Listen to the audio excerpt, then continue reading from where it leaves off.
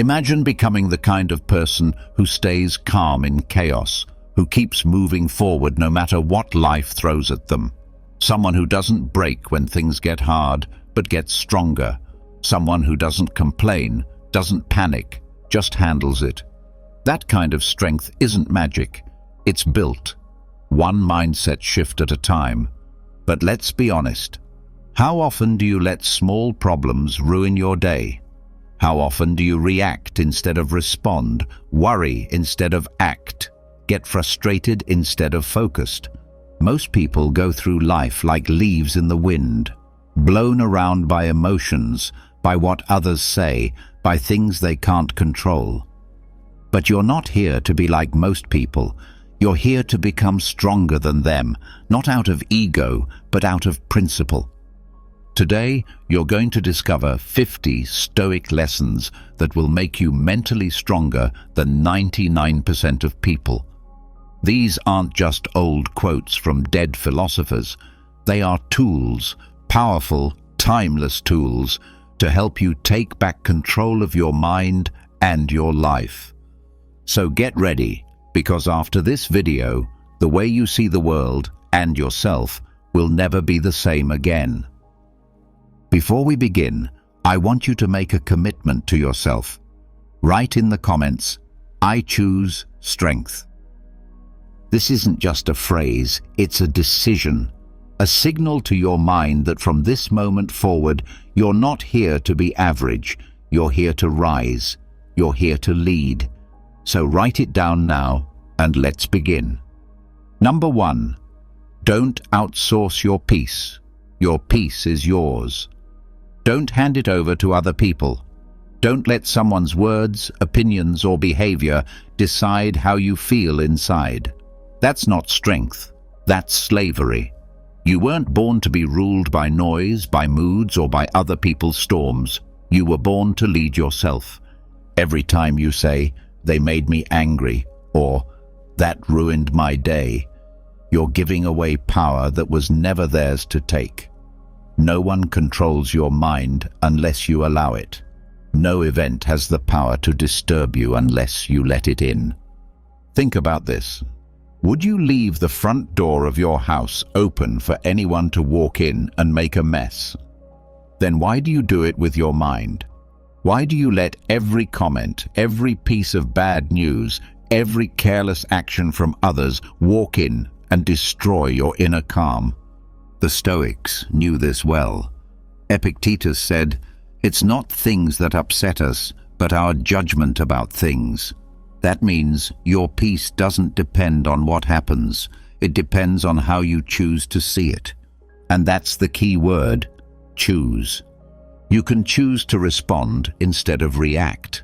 You can choose to stay centered when others are losing their heads. You can choose to say, "This does not control me." Even if the world outside is loud, you can stay quiet inside. But this takes practice. Start small. The next time someone cuts you off in traffic, don't let it shake you. The next time someone speaks with disrespect, don't let their weakness pull you down. The next time plans change or things go wrong, remind yourself, "I am still in control of how I respond." Make your peace your responsibility, not the world's, not your partner's, not the internet's, yours. Because the truth is, the moment you stop outsourcing your peace, you start building unshakable strength. Absolutely. Here's a refined and expanded 500-word version of number 2. Refuse to be ruled by impressions, written in the same style and tone throughout, with simple, direct language. Number 2, refuse to be ruled by impressions. Every day your mind is flooded with thoughts, reactions, opinions, and assumptions. They come fast. They come without warning. You see something, you hear something, you feel something, and before you know it, your mind has already decided what it all means. That's the danger of impressions, the first thoughts that enter your mind without being questioned. They feel real. They feel true. But most of the time, they're not. Most of the time, they are emotional, not logical. They are fast, not thoughtful. And if you don't stop to examine them, they will control you. Someone ignores your message. You assume they're mad at you. A friend gets good news. You feel jealous instead of happy. You mess up once, and you tell yourself you're a failure. These are all impressions. They are quick, they are loud, and they lie. The Stoics warned us, never trust the first reaction. Marcus Aurelius, the philosopher-emperor, wrote, "Don't let your mind be hijacked by the first impression." Why? Because the first thought is often a trap. It is filled with emotion. It pushes you to act without thinking, and it almost always takes you away from peace. But here's the good news. You are not your first thought. You are the one who sees it. You are the one who decides what to do with it. This is your power, to pause. When a thought comes, pause. When an emotion rises, pause. When something feels urgent, pause. That pause is everything. It's the space where self-control lives.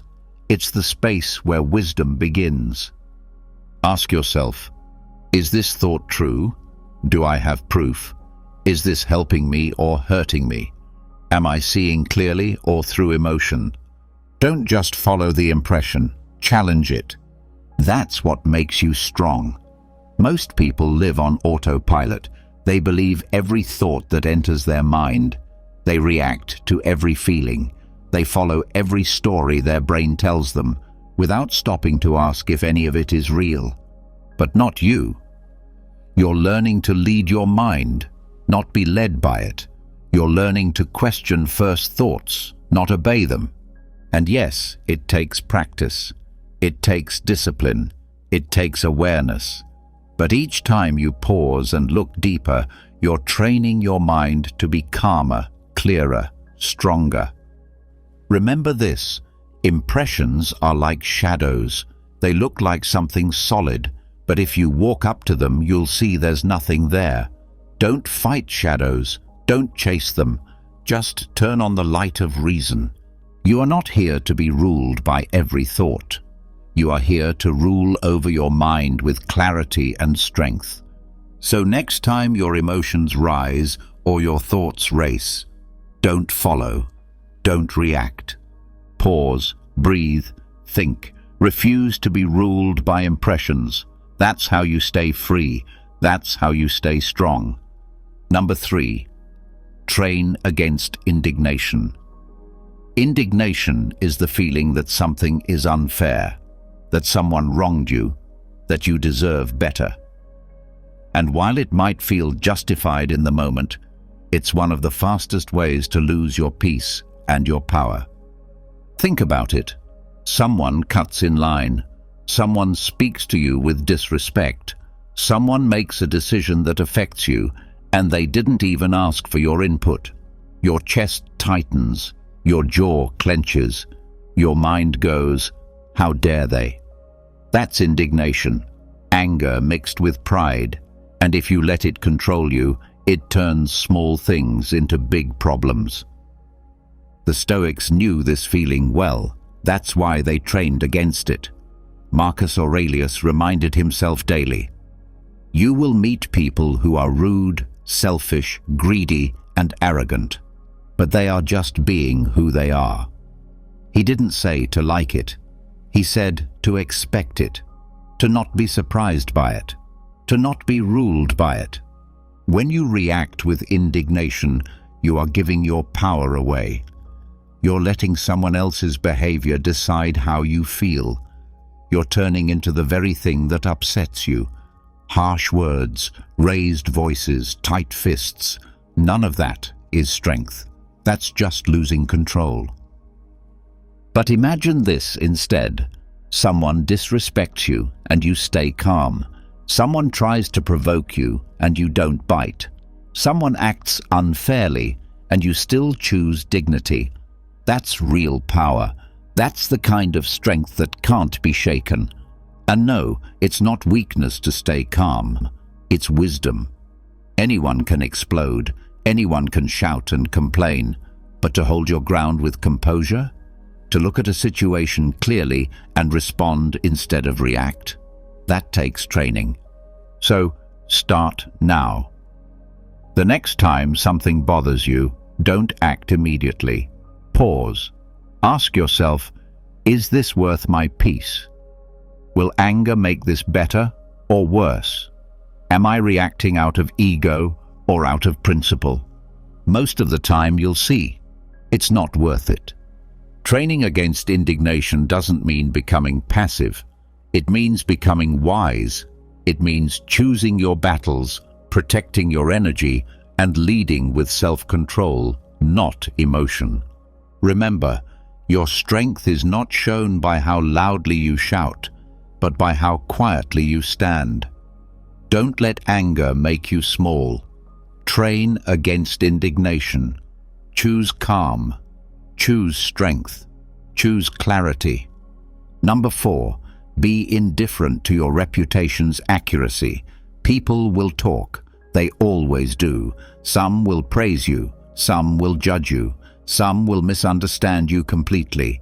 You can live the most honest, disciplined, well-intentioned life and still be seen the wrong way. That's reality. But here's the Stoic truth. Your peace must not depend on their opinion. We all want to be seen clearly, to be understood, to be respected. That's normal. But the moment you start obsessing over your reputation, over how accurate it is, over what others think of you, you hand over your inner peace. And for what? Approval? Validation? Applause that lasts for 5 seconds? Marcus Aurelius wrote, "Ambition means tying your well-being to what other people say. Sanity means tying it to your own actions." In other words, your focus should be on what you do, not what they think. Reputation is outside your control. Effort, discipline, virtue, those are yours. Let's be clear. It's not about ignoring feedback or being arrogant. It's about not being enslaved by other people's opinions, even when those opinions are unfair, even when they're wrong. Ask yourself, if someone lies about you, are you less honest? If someone doubts you, are you less capable? If someone doesn't see your value, did your value vanish? No. Truth does not depend on who sees it. It stands on its own. That's why the Stoics trained themselves to be indifferent to reputation, not because it doesn't hurt, but because they understood that reputation is external. And a Stoic guards their peace by focusing only on what is internal, their values, their decisions, their principles. So don't waste energy trying to control every story people tell about you. Let them say what they want. Let them assume what they will. As long as you know who you are, what you stand for, and how you act, you are free. Remember, lions don't lose sleep over the opinions of sheep. You were not born to chase approval. You were born to live with honor. Be indifferent to your reputation's accuracy. Live well. Walk straight. Let your actions speak. Number 5. Practice pre-shaming. Most people only feel shame after they've done something wrong, after the damage is done, after they've said the thing they shouldn't have said, acted out of anger, broken a promise, or betrayed their own values. Then the guilt comes, then the regret. But what if you could feel that shame before the mistake? What if you could imagine the disappointment, the consequences, the cost, before you act? That's what the Stoics trained for. It's called pre-shaming, and it's one of the most powerful tools for self-control. Before you speak, pause and ask, will I be proud of this tomorrow? Before you act, ask, if someone I respect saw me right now, would I still go through with this? Before you give in to weakness, ask, how will I feel about this decision once the moment has passed? This isn't about being hard on yourself. It's about staying true to yourself. It's about protecting your character before it gets damaged, not after. The truth is, every choice you make is a reflection of who you are. And the moments that test you, the moments when you're tired, emotional, tempted, those are the ones that shape your future. Those are the ones where pre-shaming becomes your shield. Seneca said, "Shame may restrain what law does not prohibit." Meaning, your conscience, your sense of right and wrong, can be more powerful than any rule, but only if you train it, only if you think ahead. So start imagining the consequences. Picture the feeling of regret. Picture the version of you who looks back and says, "I shouldn't have done that." Now use that image before you act, not after. This is how strong people live. They don't wait for pain to teach them. They think ahead. They hold themselves accountable. They act with discipline, not impulse. Next time you're tempted, next time the easy path looks attractive, pause and feel that future shame now. Let it guide you. Let it remind you you're better than a moment of weakness. Practice pre-shaming. Stay ahead of regret. Protect your future with the strength of your present. Number 6. Silence is the gym of control. Control is not built when you speak. It's built when you don't. When your mouth wants to fire back, when your ego wants to prove a point, when your emotions are begging to be released, that's when silence becomes your training ground. That's where you build strength that most people never even try to develop. We live in a world where everyone wants to speak first, shout the loudest, post the fastest, but true power, it belongs to the one who can hold their tongue, the one who doesn't need to explain, defend, or react, the one who can sit in discomfort and not flinch. Think about the last time you said something you later regretted. Did it come from calm? No. It came from impulse. It came from the urge to be right, to be seen, to be heard. But you already know this. Words said in heat burn bridges, and they burn you too. The Stoics practiced silence not because they were weak, but because they understood its power. Epictetus said, "Be silent for the most part, or speak only what is necessary." Why? Because every moment you hold back is a rep for your mind, a rep for your emotions, a rep for control. When you resist the urge to speak, you're not suppressing, you're strengthening. You're learning to observe instead of react. You're creating space between stimulus and response. And in that space, you grow. Try it today. When someone annoys you, stay silent. When someone disrespects you, observe, don't react. When you feel triggered, breathe, don't explain. Every time you choose silence over reaction, you're lifting a heavier weight than most people can carry. Silence doesn't mean weakness. It means discipline. It means you don't need to prove anything. You're anchored. You're steady. You're in charge of yourself. Because if you can master silence, you can master your emotions. And if you can master your emotions, there's nothing outside you that can truly control you. So train there. In the silence. That's where self-mastery begins. Silence is the gym of control, and every rep makes you stronger. Number 7. Study your own hypocrisy. It's easy to point fingers, easy to judge others, easy to say, "They shouldn't do that," or "I would never act like that." But here's the truth most people avoid. You're guilty of the same things you criticize in others, just in different ways, or when no one's watching. The Stoics believed in deep self-examination, not to punish themselves, but to stay honest. Because the moment you stop being honest with yourself, you start living a lie.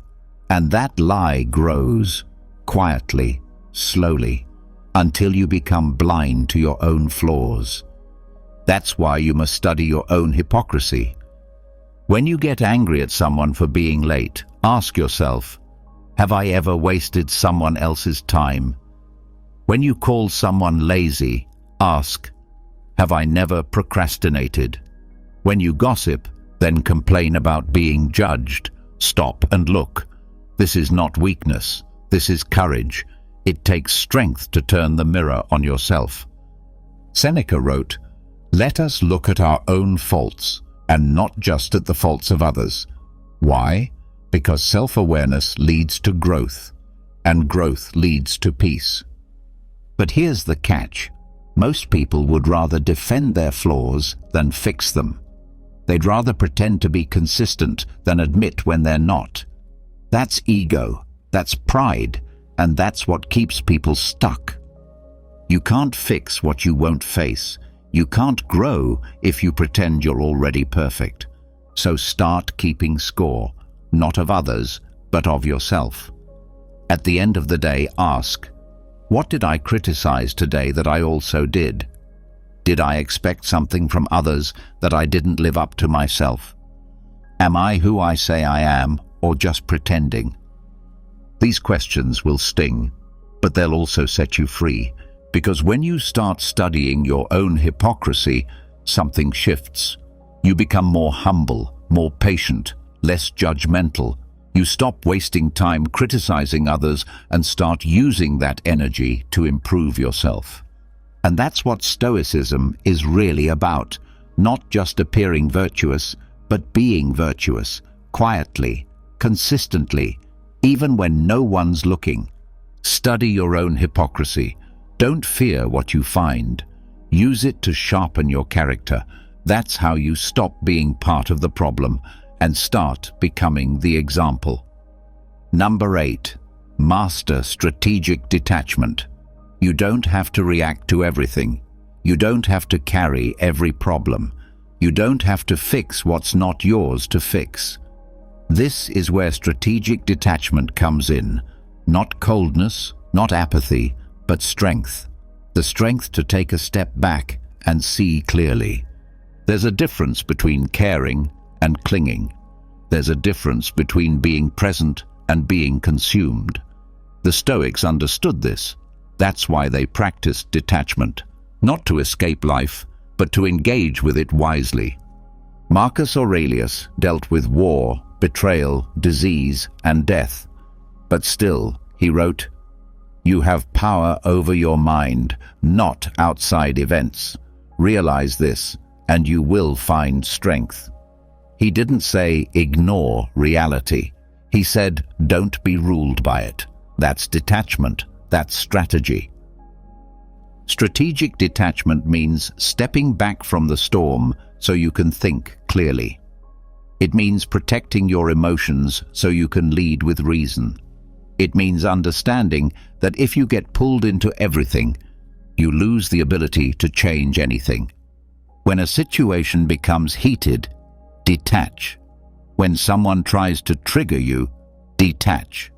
When the world feels overwhelming, detach. Not by running away, not by giving up, but by taking a breath and saying, I will not be controlled by this. I will respond with clarity, not chaos. Detachment is not indifference. It's choosing not to let emotions hijack your actions. It's being involved, but not entangled. It's seeing clearly, not through the fog of impulse. You don't owe the world your stress. You don't have to pick up every emotional weight that's thrown at you. Strategic detachment allows you to help without drowning, to care without collapsing, to act without overreacting. It's not about building walls, it's about building perspective. Step back, breathe, observe, choose wisely. Master strategic detachment, because you can't control everything, but you can control how close you let it get. Number 9. Reject nostalgia. The past can be a a soft golden prison made of memories, what-ifs and stories that are no longer true. You think about how things used to be, and it comforts you, or it hurts you.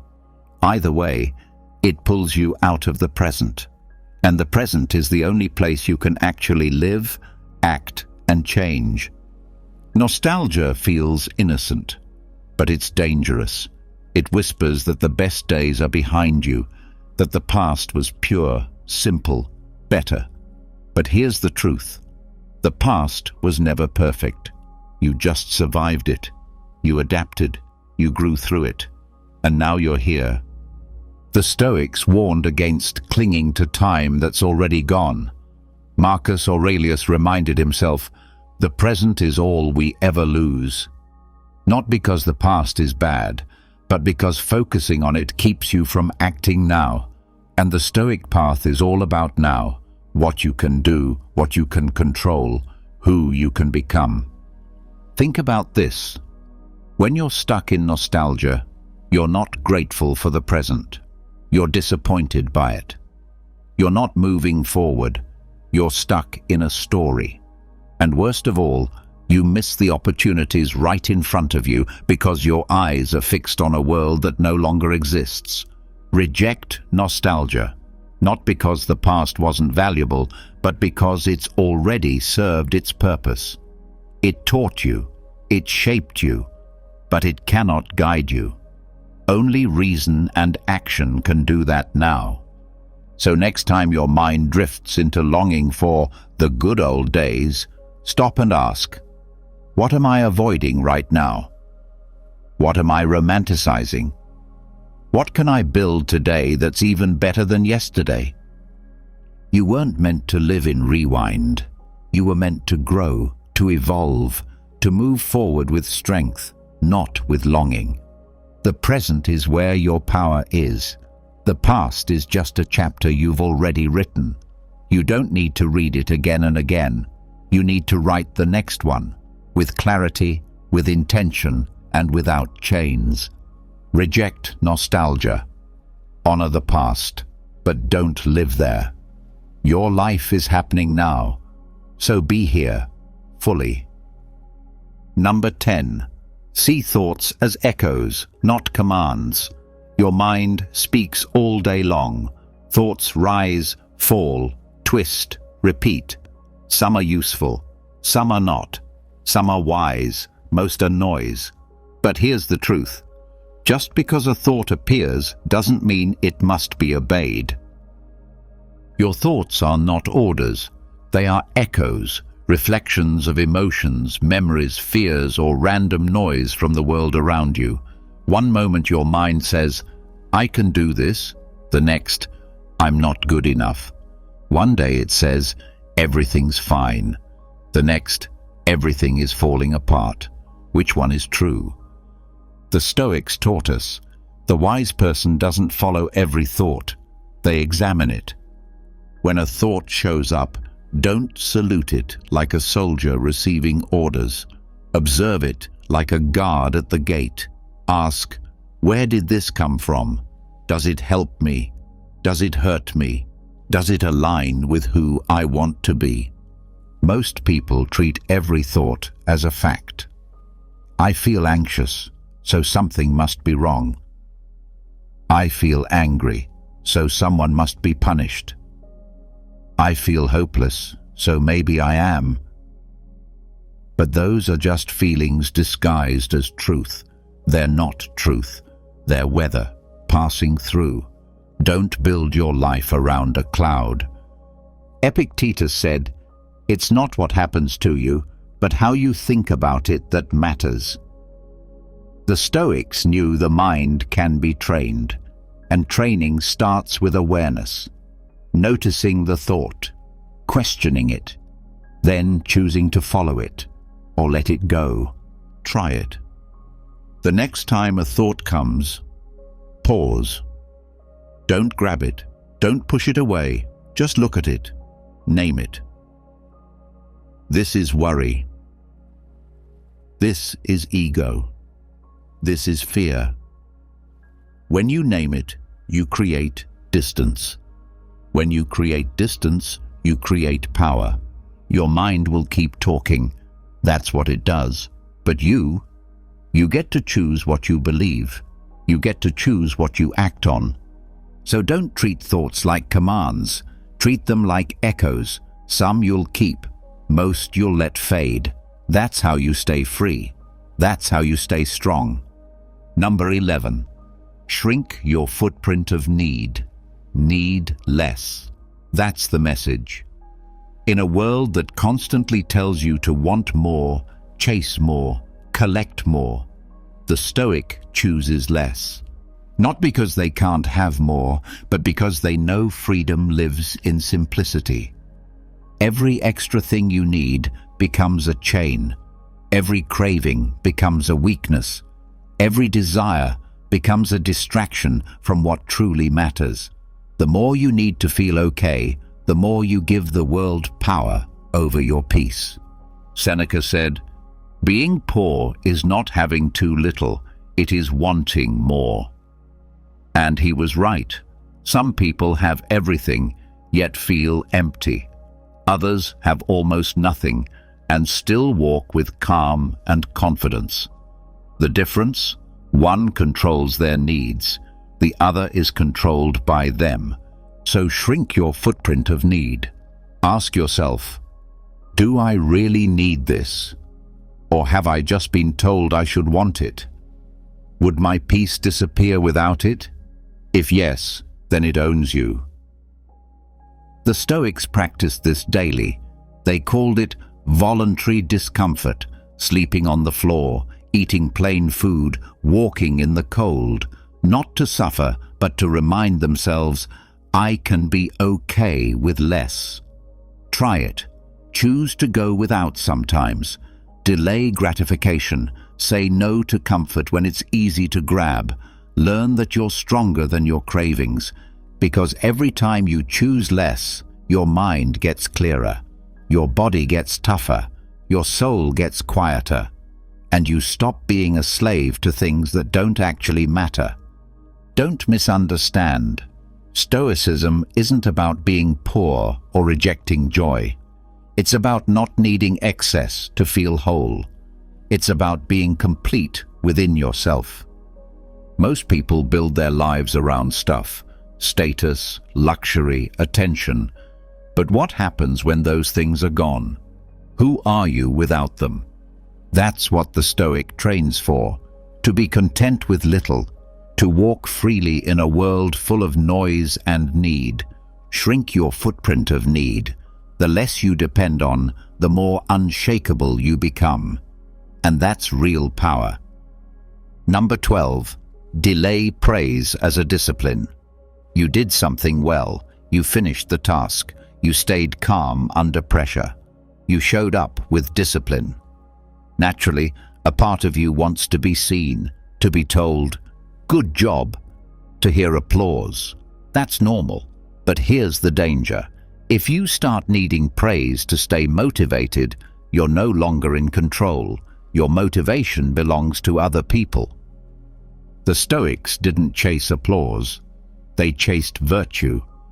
They did what was right because it was right, not because someone clapped for them. Epictetus said, "If you want to improve, be content to be thought foolish and stupid." That's not about self-hate. It's about being strong enough to keep going even when no one notices. Praise feels good, but it's addictive. Once you get used to it, you start performing for approval instead of principle. You start asking, did they like it?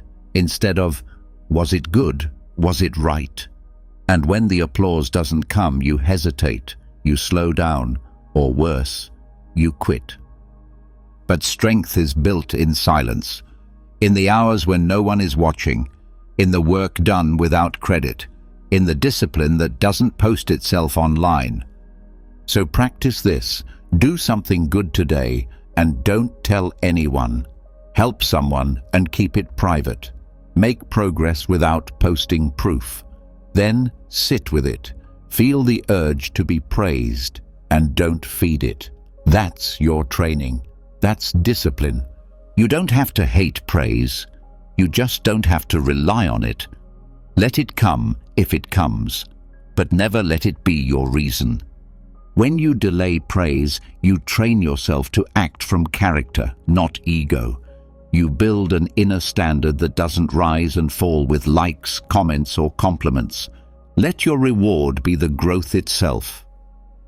Let your victory be the fact that you showed up and did the work. Delay praise as a discipline, not because it's wrong to be recognized, but because it's stronger not to need it. Number 13. Let go of the last word reflex. You don't always have to respond. You don't always have to correct. You don't need to win every argument, prove every point, or have the final say. That need, the craving to speak last, is not strength. It's ego, and ego is always loud, always defensive, always fragile. Let's be honest. How many times have you wasted your energy trying to win a conversation that didn't matter? How many times have you typed that message, sent that reply, made that sarcastic remark just to feel like you won? And then what? Did it bring peace or just more tension? The Stoics knew better. Epictetus said, "It is better to remain silent and be thought a fool than to speak and remove all doubt." Not because silence makes you weak, but because silence means you've chosen self-control over ego. The reflex to have the last word is driven by pride. It says, I need to be right, I need to be heard, I need to make sure they know. But Stoicism teaches the opposite. Let your actions speak. Let your peace speak. Let your restraint speak. You don't need to clap back. You don't need to explain yourself to everyone. Some people don't want clarity. They want control. Some people aren't listening. They're waiting for their turn to talk. Don't play their game. Instead, train yourself to pause. When someone insults you, stay calm. When someone misunderstands you, stay grounded. When someone twists your words, stay focused. Ask yourself, is this worth my energy?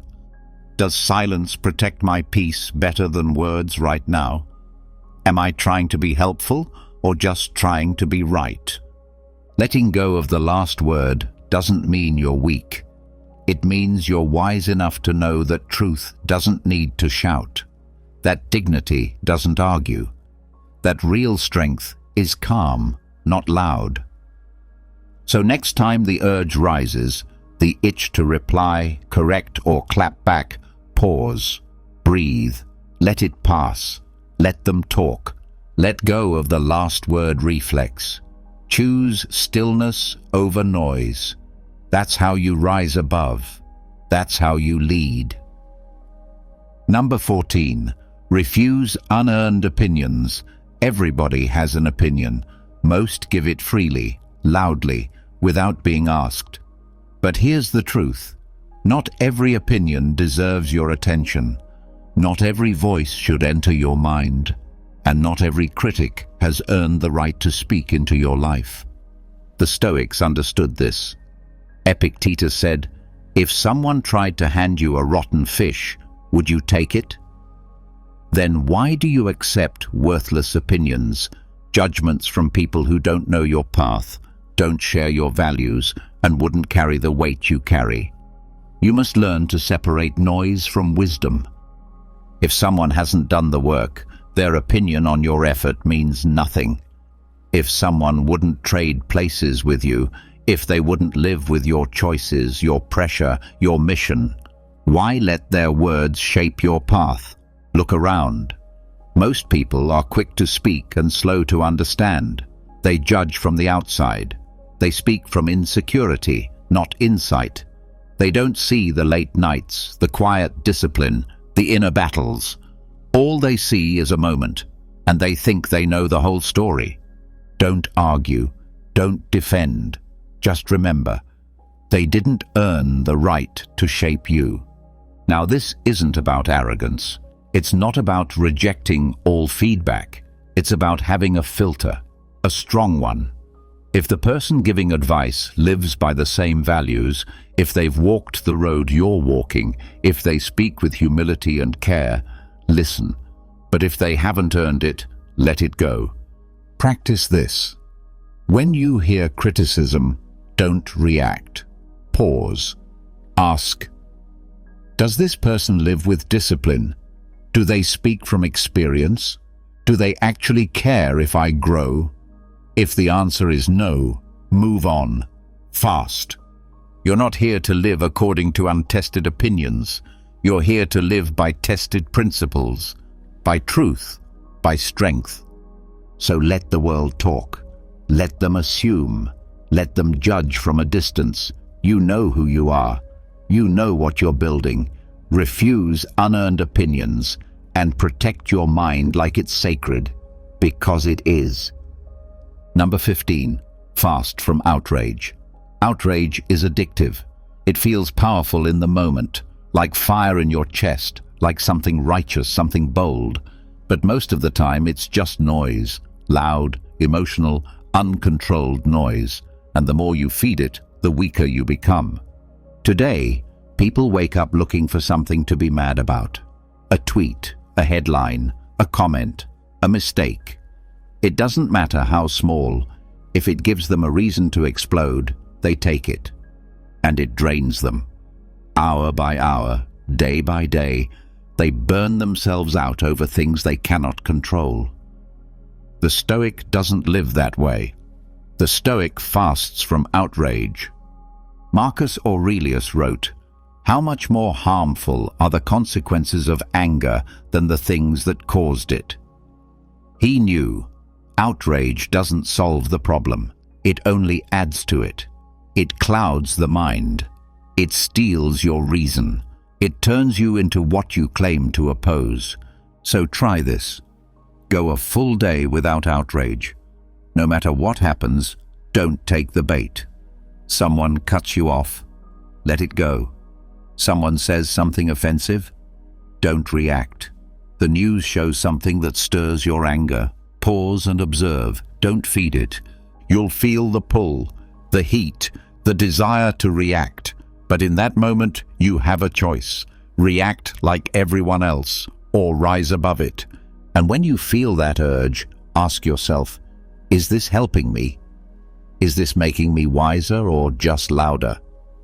Would the person I want to become get pulled into this? Outrage wants attention. It wants to control your mood. Don't give it what it wants. This is not about being passive. It's about being powerful enough to stay calm, controlled, focused. While others lose themselves in emotion, you stay rooted in reason. Fasting from outrage is a discipline. Like any fast, it's uncomfortable at first, but over time, you become clearer, lighter, stronger. Your energy returns, your mind sharpens, your peace deepens. Fast from outrage, reclaim your clarity, protect your power, because your peace is too valuable to be traded for a moment of noise. Number 16. Decelerate your ambitions. Ambition is powerful. It drives you to grow, to improve, to achieve. But unchecked ambition is a trap. It makes you restless. It blinds you. It pushes you to chase more, faster, harder, without stopping to ask why. That's why you must learn to decelerate your ambitions. Not stop them, not kill them. Just slow them down, on purpose. That's the discipline. In today's world, everyone is sprinting. Bigger goals, more wins, faster timelines. It looks like progress, but often it's panic in disguise. The Stoics warned against this. Seneca wrote, "He who is everywhere is nowhere." When you rush through life chasing a dozen goals, you lose depth, you lose presence, you lose peace. Ask yourself, what's the point of reaching the finish line if you're burned out, bitter and blind to the life you raced past? Decelerating your ambitions doesn't mean losing hunger. It means regaining control. It means choosing depth over speed, quality over noise, direction over motion. You don't have to say yes to every opportunity. You don't have to constantly prove yourself. You don't have to beat the clock. Growth that is rushed is often growth that cracks. You build stronger when you build slowly, intentionally, with awareness. Take a breath. Look around. Ask yourself, is this goal mine or just something I picked up from comparison? Am I moving toward meaning or just moving to keep up? Is faster actually better or just louder? The Stoic life is not a race. It's a walk with purpose. You move forward, but you stay grounded. You climb, but not in panic. You grow, but with peace in your chest. And here's the paradox. When you slow down your ambitions, you make them stronger. You see them clearly. You pursue them with wisdom, not desperation. You stay in control. So don't let the world rush you. Don't let ambition turn you into a machine. Decelerate. Breathe. Choose direction, not just acceleration. Because steady effort over time will always outlast frantic chasing. Decelerate your ambitions. That's not weakness, it's mastery. Number 17. Reject prestige addiction. Prestige feels good. It feeds your ego. It gets you applause, praise, admiration. But like any drug, the more you get, the more you want. And soon you're not doing things because they're right. You're doing them to be seen. That's the danger. Prestige addiction makes you forget your values. It makes you choose appearance over substance. You start chasing titles, recognition, popularity. You start asking, will they notice? Instead of, is this meaningful? The Stoics warned against this. Marcus Aurelius, an emperor, reminded himself daily not to let praise corrupt him. Do not waste what remains of your life in speculating about others. It hinders your purpose. He knew that fame fades, status fades, but character, that stays. Prestige addiction is subtle. You might think you're being ambitious, driven, focused. But if your happiness depends on being admired, you've already lost control. Because the moment people stop clapping, you stop moving. The moment you're not noticed, you feel like you've failed. But you don't exist to be liked. You exist to do what's right. So how do you break free? Start by doing things that no one sees.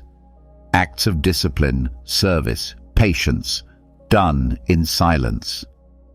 Build in the dark. Train when no one is watching. Make decisions based on values, not attention. And remind yourself, the work matters more than the credit. Ask yourself, would I still do this if no one ever knew? Would I still act this way if there was no reward? Am I building a life or just an image? That's the test, and that's the path to strength. Remember, prestige is given, but integrity is chosen. One fades, the other lasts. Reject prestige addiction. Do good quietly. Be excellent when no one's watching. Because your worth isn't measured by how many people admire you. It's measured by how few people you need to. Number 18. Practice vanishing without anxiety. You don't always have to show up. You don't always have to explain. You don't always have to be visible, active, present in every space, every conversation, every scroll, every update. There is quiet strength in disappearing, without guilt, without fear, without anxiety. But let's be honest, most people panic when they feel unseen. They fear being forgotten. They worry that stepping back means falling behind, so they stay plugged in, constantly present, always performing, always proving. The Stoics lived differently. They didn't chase attention. They didn't fear silence. Marcus Aurelius ruled an empire, yet he reminded himself, retreat into yourself. He knew solitude is not loneliness. It's clarity, it's power, it's where you meet your mind again. To vanish on purpose is to reset, to return to stillness, to watch without being pulled in, to rebuild your focus, your energy, your discipline. Not every moment is meant to be shared. Not every feeling needs a reaction. Not every phase of growth happens in public. Disappearing is not a weakness, it's a choice. It's saying, I don't owe the world constant access to me. I don't need to explain my silence. I can take time to sharpen in the shadows. And yes, at first, it's uncomfortable. The urge to check in, to post, to respond. It lingers. You feel like you're missing something. But sit with that discomfort. Let it pass. Let your presence be intentional, not reactive, not desperate, not automatic. Practice this. Vanish for a while. Not forever. Just long enough to breathe, to think, to observe. Step away from the noise. Let people wonder. Let the world move on without you. And watch how calm you become. You'll realize something powerful. You were never lost. You were just too surrounded to see clearly. When you come back, you'll return with more focus, more strength, and more peace. Because you didn't disappear out of fear. You did it with discipline. Practice vanishing without anxiety. Not to escape life, but to return to it stronger. Number 19. Be your own censor. You don't need someone watching over your shoulder. You don't need a crowd to keep you accountable.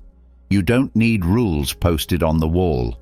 If you want to live with strength, with discipline, with honor, you need to become your own censor. That means you monitor your own thoughts, your own speech, your own actions, not out of fear, but out of principle. Not because someone is judging you, but because you hold yourself to a higher standard. Most people only behave when they're being watched.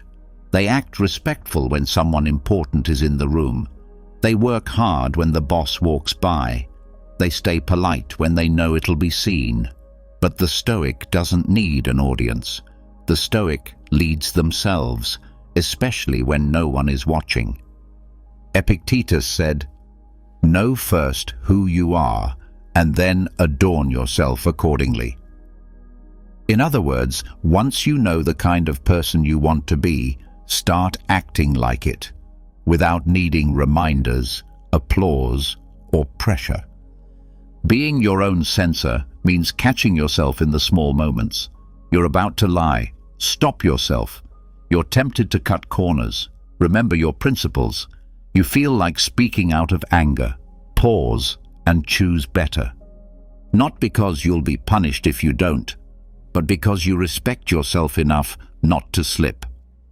Ask yourself, would I still do this if it were recorded? Would I be proud of this decision if I saw it from the outside?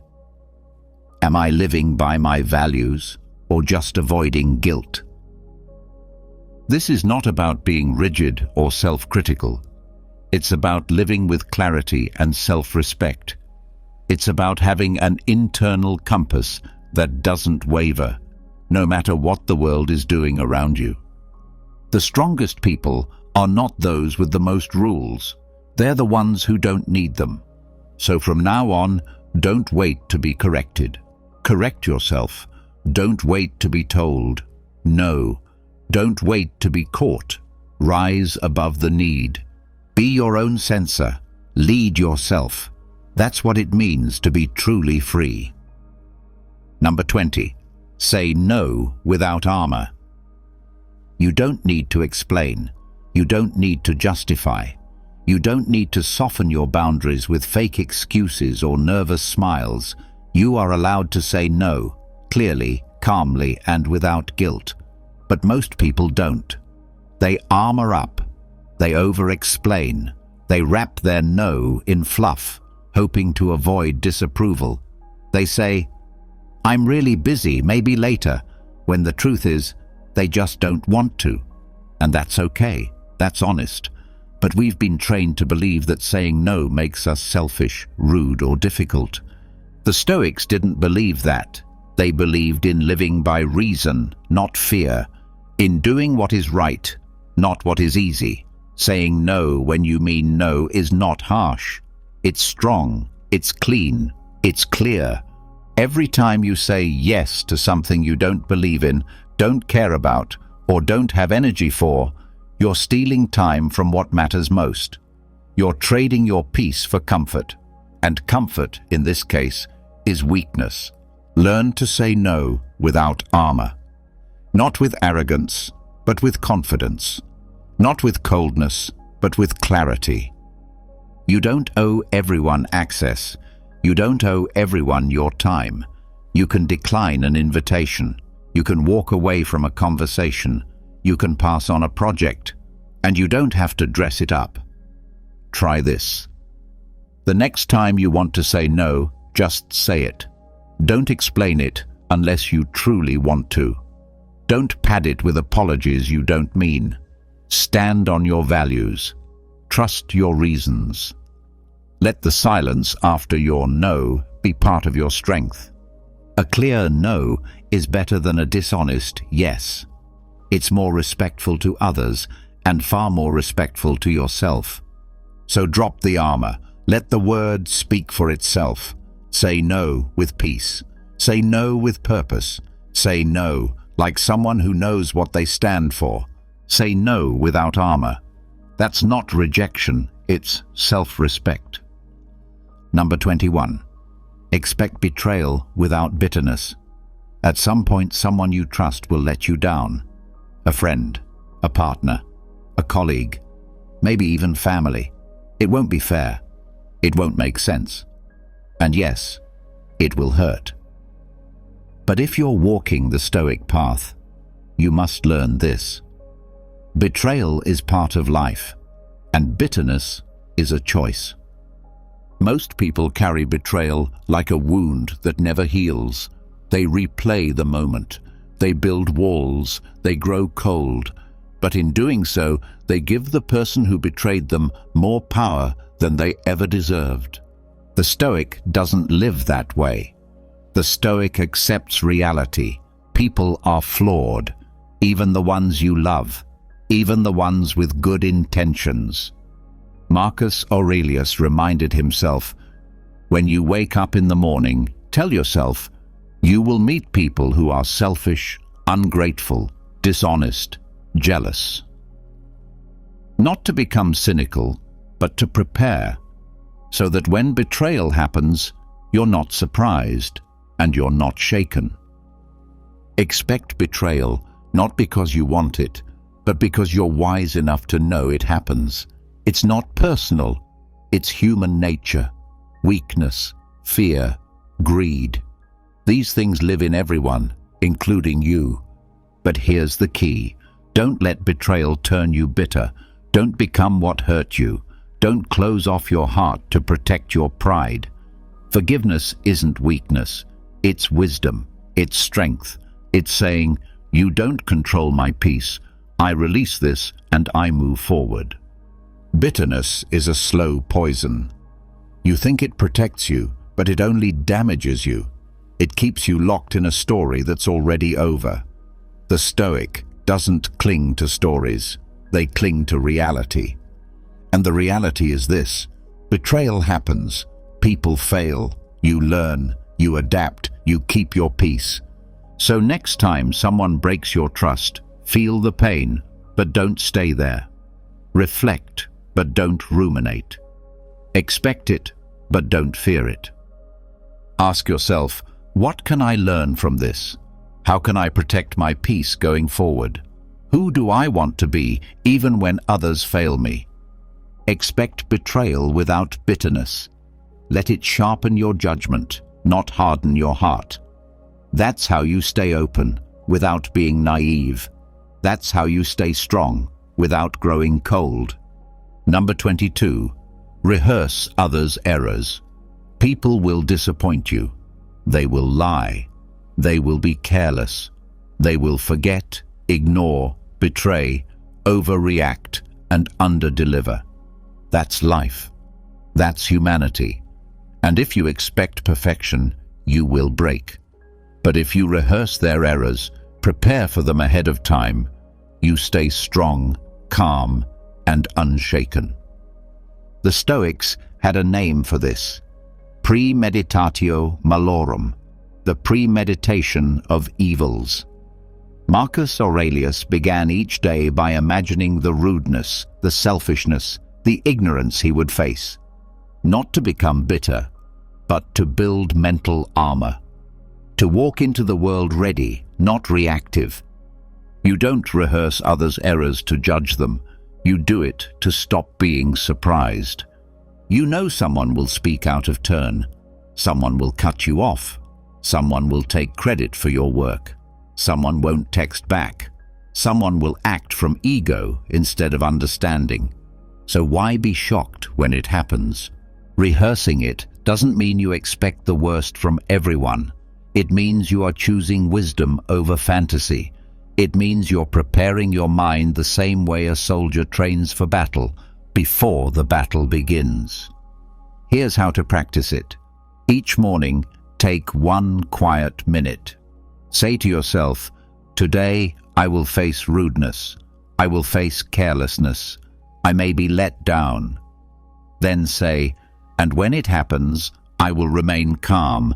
I will not take it personally. I will respond with reason.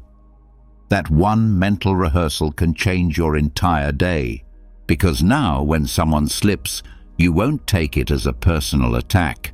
You'll take it as expected. When someone falls short, you won't explode. You'll exhale. You've already seen it in your mind. This isn't about becoming numb. It's about becoming steady. The truth is, people will make mistakes, but their mistakes don't have to become your emotional burden. Rehearse others' errors, not to build walls, but to build strength, not to expect failure, but to remain unshaken when it comes. That's Stoicism. That's power. That's peace. Number 23. Detach from being understood. You won't always be understood.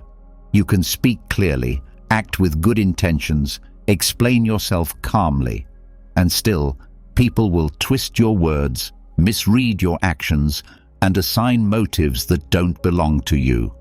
That's life. And if you're not careful, the need to be understood will become a prison. Here's the truth. You don't control how others see you.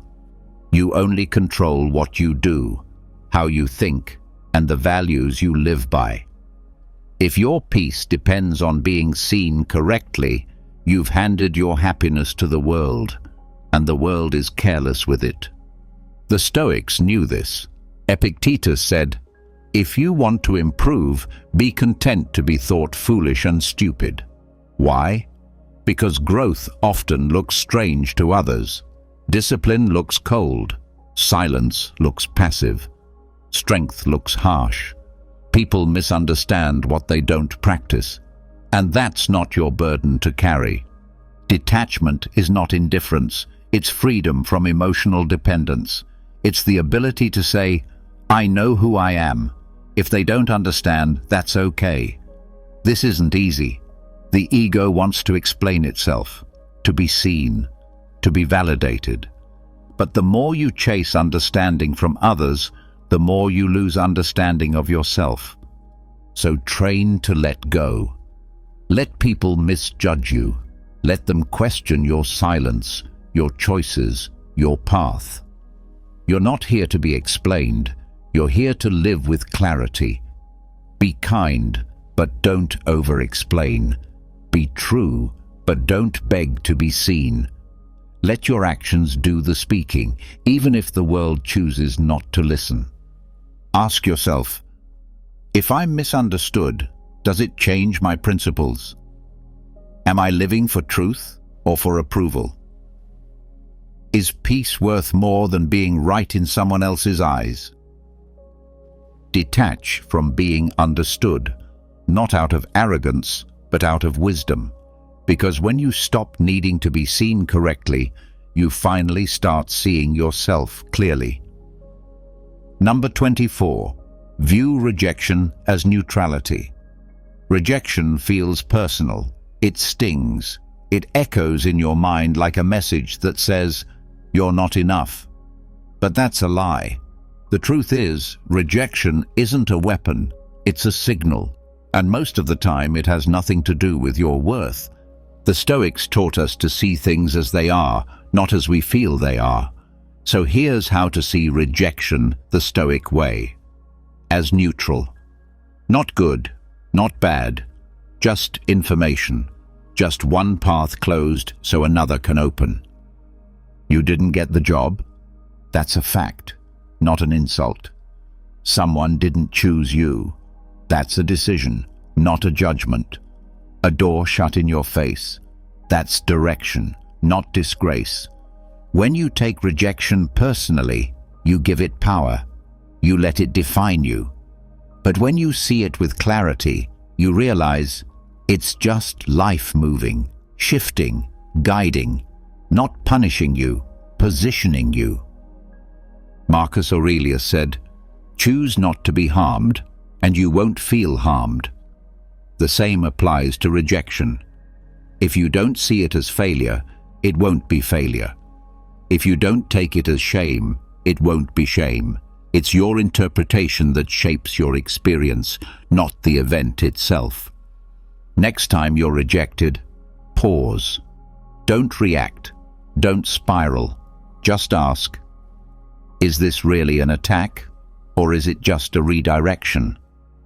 Am I actually hurt, or am I just surprised that things didn't go my way? Is this rejection saying I'm unworthy, or just saying, not this, not now? Most rejection isn't personal. It's timing, it's fit, it's chance.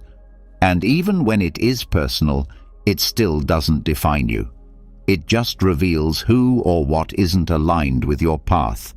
You don't have to fight rejection. You just have to stop clinging to it. Let it pass through you like wind. Let it move you without breaking you. So don't fear it. Don't resent it. Don't carry it. View rejection as neutrality. Not an enemy, not a failure, just a message. And sometimes that message is simply, keep going. Number 25. Let others win in perception. Let them think they're ahead. Let them believe they've won. Let them walk away with the final word, the louder voice, the applause, the spotlight. If it brings them peace, let them have it. Because the Stoic doesn't play for appearances. The Stoic plays for truth, for substance, for inner stillness. We live in a world obsessed with how things look. People build their entire identities around image. They want to be seen as successful, as powerful, as right, even when they're not. And that's fine. Let them play that game. But don't get pulled into it. You have nothing to prove. Your value is not up for debate. If someone misunderstands you, twists your words, downplays your efforts, let them win in their own mind. That's their reward. Yours is peace. Seneca said, "It is the power of a great mind to be unmoved by praise or blame," meaning, whether they clap or criticize, you remain steady. Whether they think you're the hero or the fool, you remain rooted. That's strength, not the need to be right, but the strength to walk away when being right no longer matters. Ask yourself, do I need to be seen winning, or do I need to live well? Am I trying to look strong or be strong? Is my pride louder than my principles? The ego screams, "They can't think that about me." But wisdom whispers, "Let them. You know who you are." This doesn't mean you let people walk over you. It means you choose your battles. You stop fighting for appearances. You stop spending energy trying to control how others see you. Instead, you control how you show up, calm, clear, unbothered. So when someone plays the game of perception, smiling louder, speaking faster, performing confidence, step back. Let them have it. Let others win in perception. You win in peace. You win in truth. And that's a prize few people ever earn. Number 26. Train in invisible service. Do good and don't announce it. Help others and tell no one. Serve quietly without expecting thanks, praise, or recognition, because the highest kind of strength is the kind that doesn't seek attention. It just acts, silently, consistently, out of principle. We're taught to showcase everything, every kind gesture, every charitable act, every moment of discipline. But the Stoic sees through this. The Stoic knows, if you only serve to be seen, you're not serving, you're performing. True service doesn't care who's watching. It isn't loud. It doesn't post about itself. It simply asks, what's the right thing to do? And then it does it. Marcus Aurelius was the most powerful man in Rome, yet he reminded himself, when you have done a good deed, do not seek applause. The deed is enough. Why? Because the goal of action is impact, not credit. The work matters more than the recognition. The world doesn't need more performers. It needs more people who quietly carry the weight. So train yourself. Pick up what someone dropped. Say nothing. Offer a kind word. Expect nothing back. Help someone struggling. Walk away without a story to tell. This isn't weakness. It's discipline. It's humility. It's power under control. Ask yourself, would I still do this if no one ever knew? Am I doing this to help or to be seen helping? Can I let go of the need to be noticed and just live by my values? Because real strength doesn't need applause. Real goodness doesn't need witnesses. And real service, the kind that changes you, is done in silence. Train in invisible service. Do the right thing and walk away, not for them, not for your image, but for your soul. Number 27. Use others' flaws to train your patience. People will test you. They'll be rude. They'll talk over you. They'll act selfish, careless, unreliable. You'll be tempted to snap, to judge, to lose your cool. But what if, just what if, you saw those moments as training? That's what the Stoic does. Every flaw you notice in someone else is a chance to grow stronger yourself. Instead of saying, why are they like this? The Stoic says, here's my chance to practice patience. Marcus Aurelius reminded himself daily, when you wake up, expect to meet people who are arrogant, dishonest, envious, and selfish. He wasn't being negative, he was preparing himself. Because when you expect imperfection, you don't take it personally, you don't react, you stay grounded. Think about it. You train your body by lifting weights, you build muscle through resistance. Patience is the same. You build it through difficulty, through tension. And what better resistance than someone's bad behavior? Someone interrupts you? Practice listening without needing to speak. Someone speaks harshly? Practice responding with calm. Someone disappoints you? Practice grace instead of resentment. This doesn't mean you excuse harmful behavior. It means you don't let it shape you. You use it as fuel to shape yourself. Ask yourself, am I letting their weakness weaken me? Or am I using this to strengthen my discipline? Can I remain calm, not because they deserve it, but because I do? This mindset changes everything. Instead of being reactive, you become intentional. Instead of being drained by people, you're sharpened by them. You start seeing every frustrating moment as a quiet opportunity to stay still when your emotions rise, to breathe when you want to speak, to lead by example when others fall short.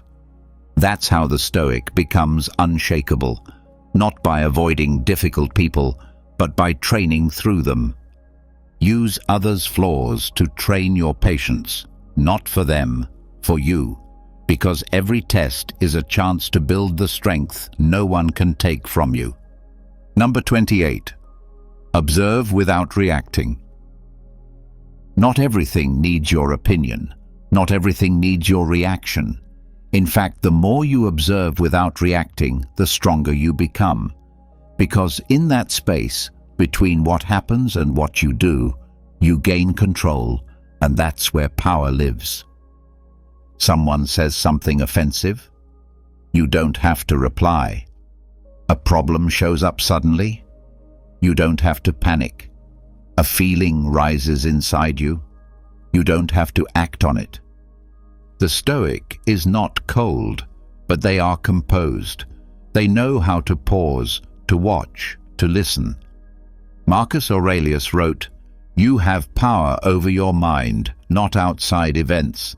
Realize this, and you will find strength." That begins with observation, with stillness, with not letting every emotion push you into action.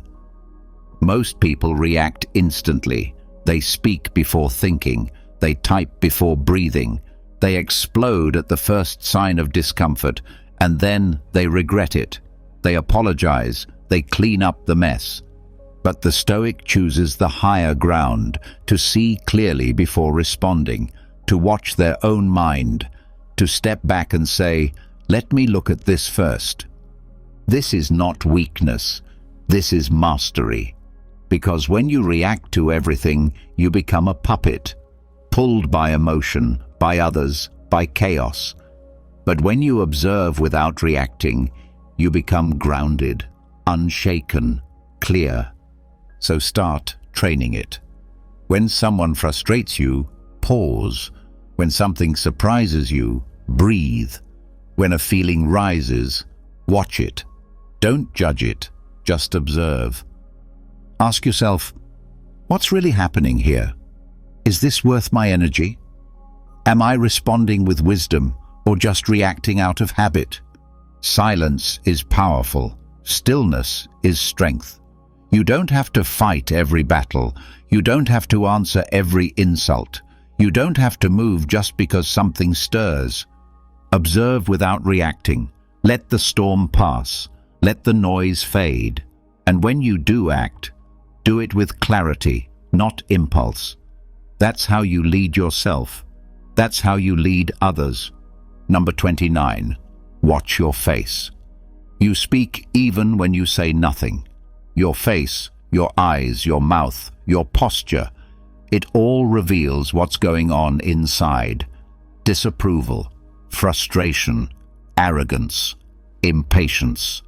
Even if your words are calm, your face might betray the truth. That's why the Stoic watches their face, not for vanity, but for discipline. They know that self-control isn't just in how you talk, it's in how you hold yourself when you're tested. Marcus Aurelius wrote, "Let the God within you rule a man who is of one mind, and who remains silent or speaks according to law, and who is content with whatever happens to him."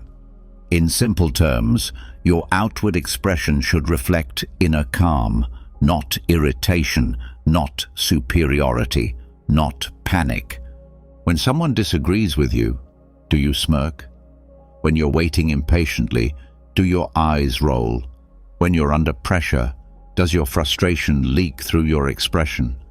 These moments may seem small, but they expose something bigger, a lack of control. Your face is a mirror.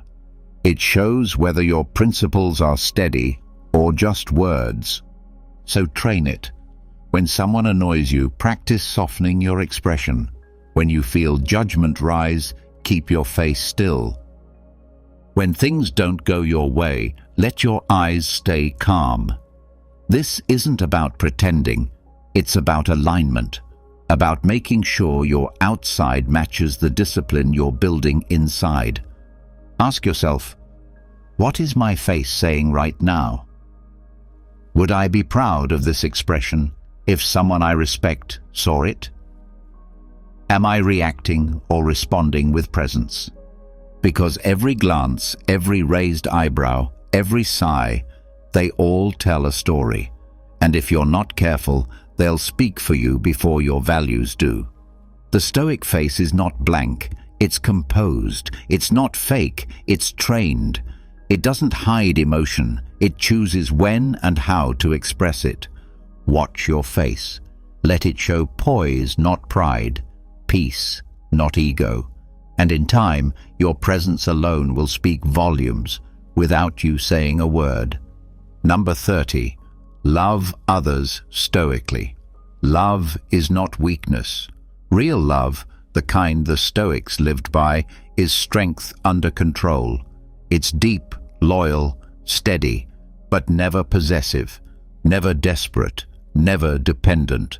To love stoically is to care without clinging, to give without needing, and to stay grounded even when others change, leave, or disappoint. Most people love with expectation. They attach their happiness to how others behave. If the person loves them back, they're joyful. If not, they're broken. But this isn't love. It's attachment. It's a deal, and deals break. The Stoic doesn't love like that. The Stoic loves fully, with presence, with kindness, with truth, but also with understanding. People are temporary, flawed, and free. You cannot own them.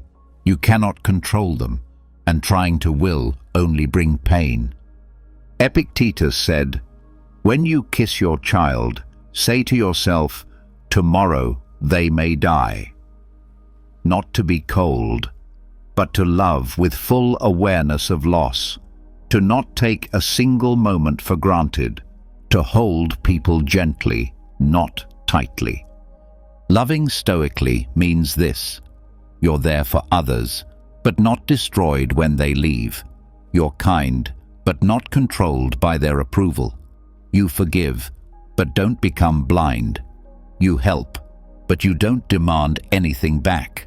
You understand that love is a gift, not a trade. That love is strongest when it's rooted in character, not emotion. And that real love always leaves space. Space for freedom, space for imperfection, space for change. Ask yourself, do I love them or just need them to make me feel whole? Am I giving them freedom or trying to control them with love? Would I still love this way if I expected nothing in return? Because the goal is not to stop loving. The goal is to love better, with clarity, with strength, with peace. Love others stoically. Hold them close, but never tightly. Care deeply, but never desperately. Let your love be calm, not chaotic. That is how the Stoic loves, with open hands, open heart, and an anchored soul. Number 31. Die before you die. One day, your time will run out. Your heart will beat for the last time. The world will go on, and you won't be in it. That truth scares most people, so they ignore it, they avoid it, they pretend they have more time. But the Stoic faces it, clearly, calmly, daily. To die before you die means to remember your death now, while you're still alive. Not in a dark or depressing way, but in a way that makes you sharper, wiser, more present. Seneca said, "He who learns to die unlearns to be a slave." Why? Because once you truly accept that everything ends, your fear ends, your attachments weaken, your pride fades. What once controlled you no longer does. You stop wasting time. You stop waiting for the right moment. You start living on purpose. Ask yourself, if I had a year left, what would I change? If I had a week left, what would I say and to whom? If today was my last, what would truly matter? Let those questions shape how you live. When you die before you die, your priorities shift. You speak more honestly. You let go of petty things. You stop chasing things that don't fulfill you. You forgive faster. You become harder to offend. Death stops being something to fear and starts being your greatest teacher. The Stoics practiced this constantly. Marcus Aurelius reminded himself that he was a soul carrying a corpse, that every day was borrowed, that each morning was a gift. So when challenges came, he didn't complain. He remembered, I'm still here. I still have time. I still have work to do. So die before you die. Strip away what doesn't matter. Detach from ego. Let death remind you how to live, not someday, but now. Because when you live with death on your shoulder, you stop living small. You stop hesitating. You start showing up fully. And when your final day truly comes, you'll meet it ready, with peace, not regret, with strength, not fear, because you've already died once. And from that, you learned how to live. Number 32. Treat every conversation as your last with them. You never know when it will be the final time. The final word, the final look, the final goodbye. And most people don't realize it until it's too late, until the silence is permanent, until the door never opens again. That's why the Stoic trains their mind daily to speak as if this could be the last time. This isn't about fear, it's about presence. It's about waking up to the truth that nothing is promised, especially not time with people you care about. So you stop taking small moments for granted. You stop rushing through conversations. You stop treating people like they'll always be there, because they won't. Epictetus reminded his students, you are a mortal talking to mortals, meaning no one's time is guaranteed, not theirs, not yours. Every person you speak to is here now, but could be gone tomorrow.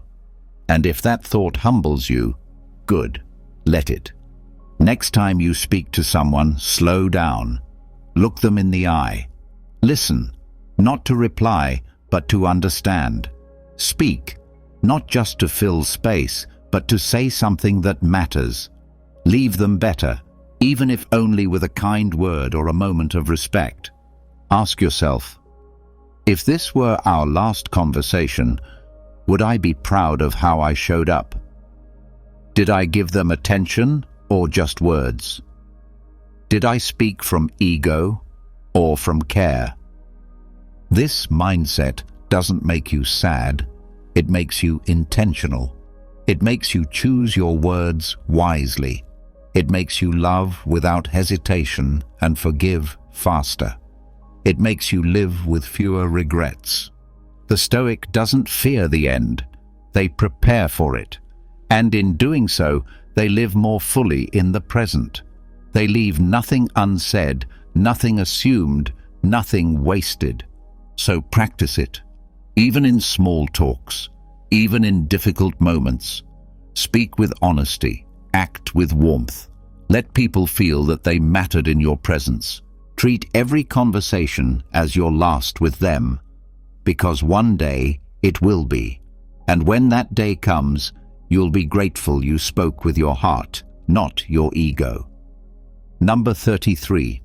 Measure days by integrity, not productivity. In today's world, you're told to measure your day by output. How much you got done, how fast you moved, how many tasks you checked off. Busy equals successful. Activity equals worth. But the Stoic sees things differently. Your value doesn't come from how much you do, it comes from how you do it. Not speed, but purpose. Not volume, but virtue. That's why the Stoic doesn't ask, Was I productive today? They ask, was I honest? Was I disciplined? Was I true to my values? Anyone can stay busy. Machines stay busy. But not everyone can stay in integrity to their word, to their principles, to their higher self. Marcus Aurelius never said, do more. He said, if it is not right, do not do it. If it is not true, do not say it. That's how he measured the day, not by accomplishments, but by alignment. So ask yourself at the end of each day, did I do what I said I would do? Did I show up with patience, honesty, and strength? Did I cut corners to look efficient? Or did I stay true to what matters? Some days you'll get a lot done. Some days you won't. That doesn't mean you failed, but if you lied, if you acted from ego, if you betrayed your values just to feel productive, then no list of tasks can save you. You want to live like a Stoic. Build your day on character, not image, not hustle, not metrics. Character. Choose quality over quantity. Choose depth over motion. Choose right over easy. And when you lay your head down at night, don't count how much you did. Count how well you lived. Measure your days by integrity, not productivity. That's how you stay centered in a world that's always racing. That's how you build a life that actually means something. Number 34. Shrink eternity into urgency. You don't have forever. Stop living like you do. The clock is ticking, not just in the background, but right in front of you. Every hour you delay, every moment you waste, every excuse you feed, it's time you'll never get back. And yet, most people move through life like they have an unlimited supply of it. They say, someday, as if it's guaranteed. I'll start when I'm ready. I'll do it when things calm down. I have time. But the Stoic sees through the illusion. Marcus Aurelius wrote, "You could leave life right now. Let that determine what you do, say, and think." That's not morbid, that's powerful. It means live like it matters. Now, shrink eternity into urgency. Don't wait to feel ready. Don't wait for permission. Don't wait for the perfect moment. It doesn't exist. What exists is now, and it's all you truly own. You keep thinking you have time, but time isn't lost in years. It's lost in minutes, in distractions, in overthinking, in postponing the work, the change, the hard conversation. You don't need more time. You need more intention. So act, speak, build, begin. Start writing the book. Make the call. Fix the habit. Apologize. Let go. Begin again. Not tomorrow, now. Ask yourself, if this day was my last, how would I spend it? What would I regret not doing if this week slipped away? Am I living with urgency or just running in circles? Urgency isn't about panic. It's about presence. It's about treating your time like it matters, because it does. It's about recognizing that every day is a piece of your life being spent, and once it's gone, it doesn't come back. Shrink eternity into urgency, not to rush, but to focus, not to fear, but to live fully. The future is just a hope. The past is already written, so honor the moment in front of you and use it well. Number 35. Avoid the illusion of preparation. Planning is wise, reflection is useful, learning is necessary, but there's a fine line between preparing and hiding behind preparation. The Stoic sees that line clearly. Most people don't. You say you're getting ready. You say you're still researching. You say the timing's not right yet. But deep down, you know the truth. You're stalling. you're scared, you're trying to perfect something before you even begin. That's the illusion of preparation. It feels like progress, but it's not. It feels productive, but it's really avoidance dressed as planning.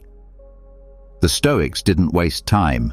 Marcus Aurelius reminded himself, "You could leave life right now. Let that determine what you do and say and think." In other words, act. Now. You don't need to have it all figured out. You need to begin. You won't become strong by reading about discipline. You become strong by living it. You won't master calm by thinking about peace. You build it by facing pressure and not folding. Philosophy is action, not theory. Ask yourself, am I preparing or am I procrastinating? Am I learning or just delaying what I already know I need to do? Am I afraid of starting because I might fail or because I might change? The truth is, you'll never feel 100% ready. The conditions won't be perfect.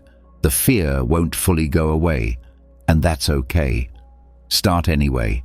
You can still study, still refine, still grow, but do it in motion, not on pause.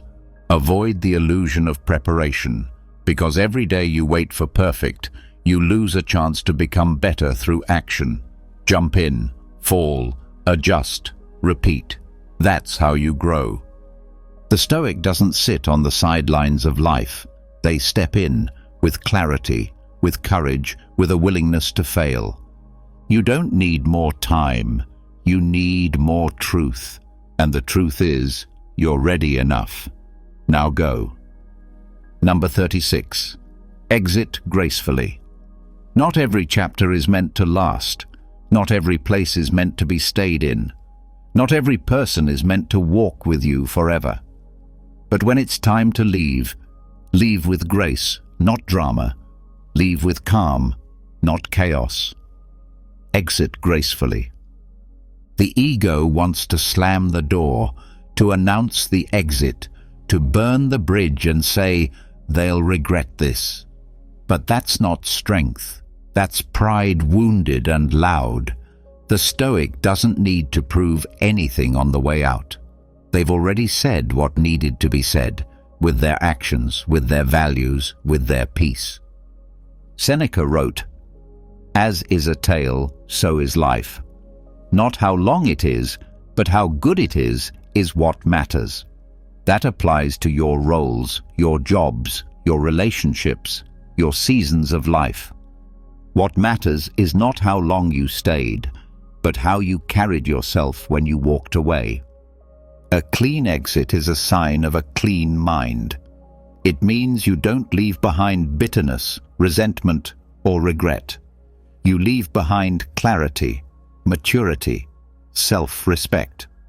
So when something ends, don't cling, don't curse, don't drag it out longer than it needs to last. If it's time to move on, then move. Quietly, confidently, respectfully. Ask yourself, am I leaving to grow or to get revenge? Will I remember this exit with pride or with shame? Is my ego speaking or my wisdom? Whether it's walking out of a room, a role, or a relationship, make your exit clean. Don't throw mud. Don't throw blame. Pack your peace and move forward. Because how you leave matters just as much as how you stayed. It says everything about your character, about what you value, about what you've learned. Exit gracefully.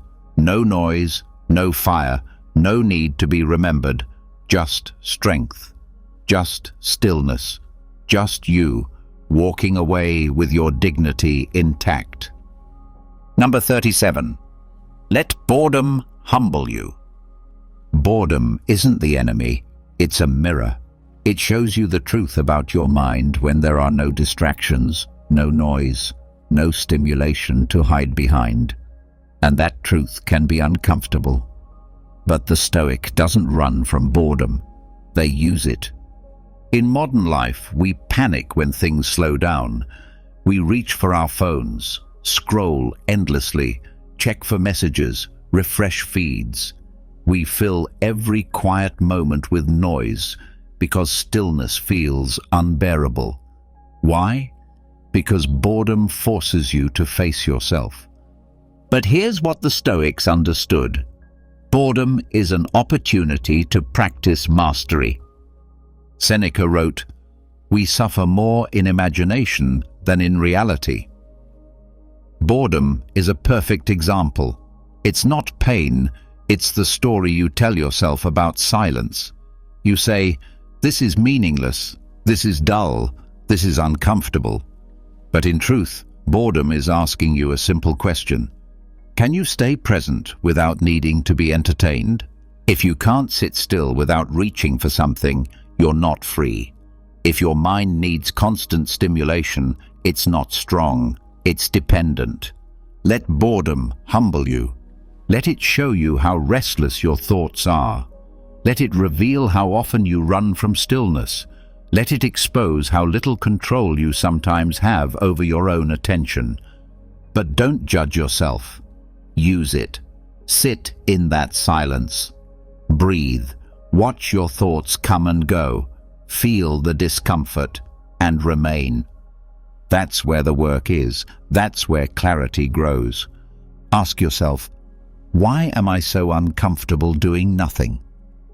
What am I trying to escape? Can I use this stillness to strengthen my focus? The world will always offer distractions, but you don't have to take the bait. Train in boredom like you'd train in the gym. Let it test your patience. Let it shape your discipline. Because if you can stay calm when nothing is happening, you'll stay calm when everything is happening. Let boredom humble you, and in that humility, find control. Number 38. Sacrifice the future self fantasy. There's a version of you that lives only in your mind. The future self. The ideal self. The one-day version. They wake up early. They're focused, disciplined, calm. Everything you want to be, but not yet. Not today. And that's the trap. The fantasy of your future self feels productive. It feels inspiring. But most of the time, it's just a delay disguised as a dream. It gives you permission to avoid the hard work now by promising that one day you'll be ready. But one day is not real. Only today is. The Stoics didn't waste time fantasizing about better versions of themselves. They focused on action, on the present moment, on doing what they could with what they had, now. Marcus Aurelius didn't say, "Become your best self later." He said, "You could be good today, but instead you choose tomorrow." And that's what most people do. They build castles in their minds, but never lay a single brick in real life. They imagine the future self with perfect habits, clear focus, emotional control, but they keep feeding today's self with excuses, comfort, distraction. You don't need another version of yourself to show up. You need to act with what you have now. No perfection, no waiting, just effort, just presence. Ask yourself, what am I putting off for a version of me that doesn't exist yet? What would happen if I stopped planning and started moving? If I lived like change was only possible now, what would I do differently today? The future self is a shadow. It won't build your life for you. Only you, in this exact moment, can do that. So, sacrifice the fantasy. Give up the illusion. Stop worshipping the later version of you and start showing up as the real one. Because strength isn't found in the person you dream of becoming. It's built in the person you choose to be, today. Sacrifice the future self fantasy and replace it with action. Number 39. Contemplate insignificance without despair. You are one person, on one planet, in one moment of time. a speck in the universe, a breath in history. And that can feel heavy. It can make you ask, what's the point? But the Stoic doesn't run from this truth. They face it without fear. You will be forgotten. So will your achievements, your name, your opinions. 100 years from now, the world will keep turning, and it may not remember you. But that's not depressing. It's liberating. Marcus Aurelius reminded himself, everything we do is a grain of sand in an endless desert. He didn't say this to feel small. He said it to stay clear, to remember that ego fades, but virtue remains. When you contemplate your own insignificance, two things can happen. You can fall into despair, or you can let go of the weight you were never meant to carry. You realize you don't need to impress everyone. You don't need to be perfect. You don't need to control everything. Because in the grand scheme, your only task is to live well now. Not to be remembered, not to be admired, but to live today with courage, discipline, honesty, and peace. Ask yourself, if nothing I do is permanent, what matters most right now? Am I living for legacy or for integrity? Do I need to be important or just useful, kind, present? Contemplating insignificance brings humility, and humility clears away the noise. It pulls your attention out of the distant future and into the present moment, where life is actually happening. You stop chasing fame. You stop fearing failure. You stop clinging to things you can't keep. And in that stillness, something strange happens. You feel more alive, more grounded, more grateful, because you realize, if life is short, if nothing is promised, if everything fades, then every moment becomes precious. Contemplate insignificance, not to shrink yourself, but to see clearly. You don't need to be big to live a meaningful life. You just need to be true. Right here, right now. That's enough. Number 40. Avoid legacy worship. You're not here to be remembered forever.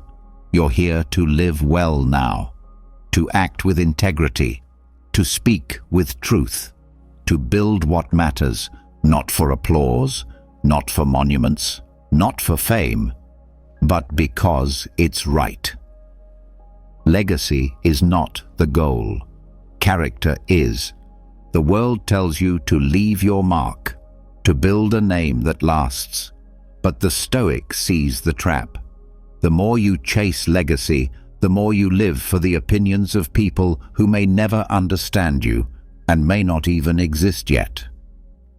Marcus Aurelius, one of the most powerful men in history, reminded himself, soon you will have forgotten all things, and soon all things will have forgotten you.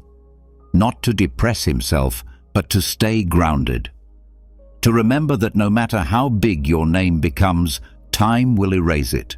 Statues crumble, books rot, memories fade.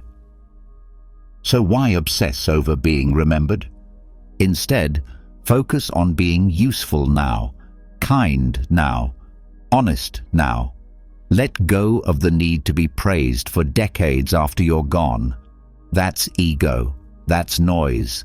The Stoic path is quiet, humble, rooted in service, not status. Ask yourself, am I doing this because it's right, or because I want to be remembered for it? If no one ever knew my name, would I still live this way? Is my legacy more important to me than the life I'm living right now? Chasing legacy is often just fear of being forgotten. But if you live each day with purpose, you won't need to worry about being remembered. You'll have lived, and that's enough. Avoid legacy worship. Do the work. Live your values. Let go of the need for statues, stories, and signatures in history books. Because the Stoic knows, It's better to be good now than to be remembered later. Number 41. Use adversity as an identity test. Anyone can be calm when life is easy. Anyone can sound wise when everything goes their way. But when adversity shows up, when plans collapse, when people disappoint you, when nothing is working, that's when the truth comes out. That's your test, not of your image, not of your potential, but of your identity. The Stoics didn't just tolerate adversity, they welcomed it. Not because they enjoyed pain, but because they knew struggle reveals what comfort hides. Marcus Aurelius said, "You have power over your mind, not outside events. Realize this, and you will find strength." Adversity strips away the surface. No more pretending, no more acting, only what you truly believe, what you truly value, and who you truly are remain. So when things get hard, don't just ask, "How do I fix this?" Ask, "Who am I right now?" Are you patient or impulsive? Are you grounded or emotional? Are you ruled by ego or led by principle? Adversity gives you a mirror. What you do in the middle of stress, fear, loss, discomfort, that's your real character, not your goals, not your words, your response. And here's the good news. Every test is a chance to sharpen your identity, to rise, to show yourself that you are who you say you are. Ask yourself, can I stay honest under pressure? Can I keep my values when it's hard, not just when it's easy? Can I use this moment to become stronger, not bitter? Most people fall apart when adversity hits. They blame, they panic, they fold. But you're not most people. You are here to use adversity, not to explain your weakness, but to prove your strength. Use adversity as an identity test. Let it reveal, let it refine, let it remind you, this is who I really am, not when it's comfortable, but when it counts. Number 42. Defy the impulse to defend yourself. When someone misunderstands you, criticizes you, questions your motives, what's the first thing you feel? The urge to explain, to fight back, to prove yourself. That's the impulse. And if you're not careful, it becomes a habit. But the Stoic doesn't answer every accusation. They don't waste their energy defending what doesn't need defense. Why? Because truth doesn't panic. Integrity doesn't shout.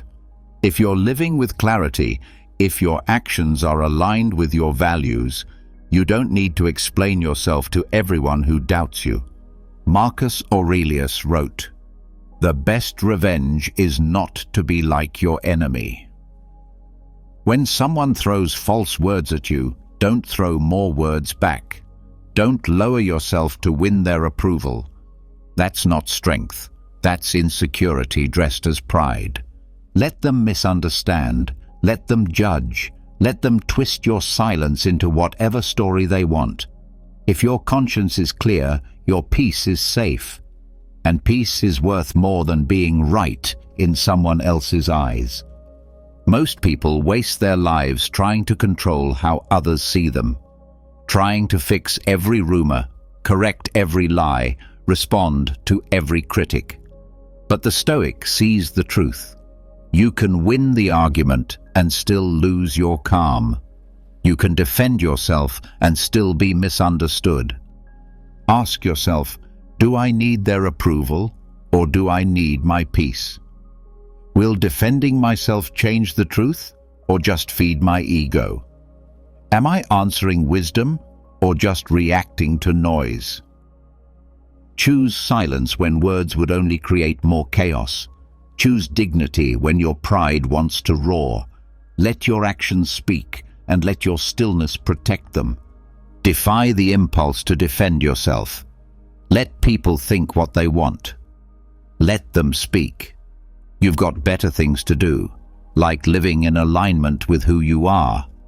That's the real defense, and it speaks louder than anything you could say. Number 43. Create a virtue-only to-do list. Most to-do lists are filled with tasks, emails to send, errands to run, calls to make, deadlines to hit. And sure, those things matter, but they aren't what define your day. Your character does. The Stoic doesn't just ask, "What do I need to get done?" They ask, "Who do I need to be today?" So instead of only tracking what you must accomplish, create a virtue-only to-do list. A list not of actions, but of values. Not what to complete, but how to carry yourself. What if your list looked like this? Be patient with people who frustrate me. Speak honestly, even when it's uncomfortable. Do one thing with full focus, no distractions. Choose silence over gossip. Stay calm when plans fall apart. Show gratitude for anything. Suddenly, your day becomes about who you're becoming, not just what you're doing. The Stoics believed that the real work of life wasn't just external, it was internal. Marcus Aurelius didn't write down his daily meetings or goals. He wrote reminders to stay humble, focused, disciplined, kind. Why? Because virtue is the real result. Tasks come and go. Your inbox will always refill. But did you grow in self-control today? Did you stay true to your principles? Did you practice the kind of strength that doesn't need to be seen? Ask yourself, if I crossed off every task but lost my temper, did I succeed? If I met all my goals but was dishonest, did I win? If I looked productive but wasn't present, was it worth it? Make a list that holds you to your higher self, then live by it. And when the day ends, reflect on it. Not, did I finish everything? But, did I live with integrity? Create a virtue-only to-do list, because in the end, your actions matter, but your character matters more. Number 44. Interrupt envy with curiosity. Envy sneaks in quietly. You see someone winning, and something inside you tightens.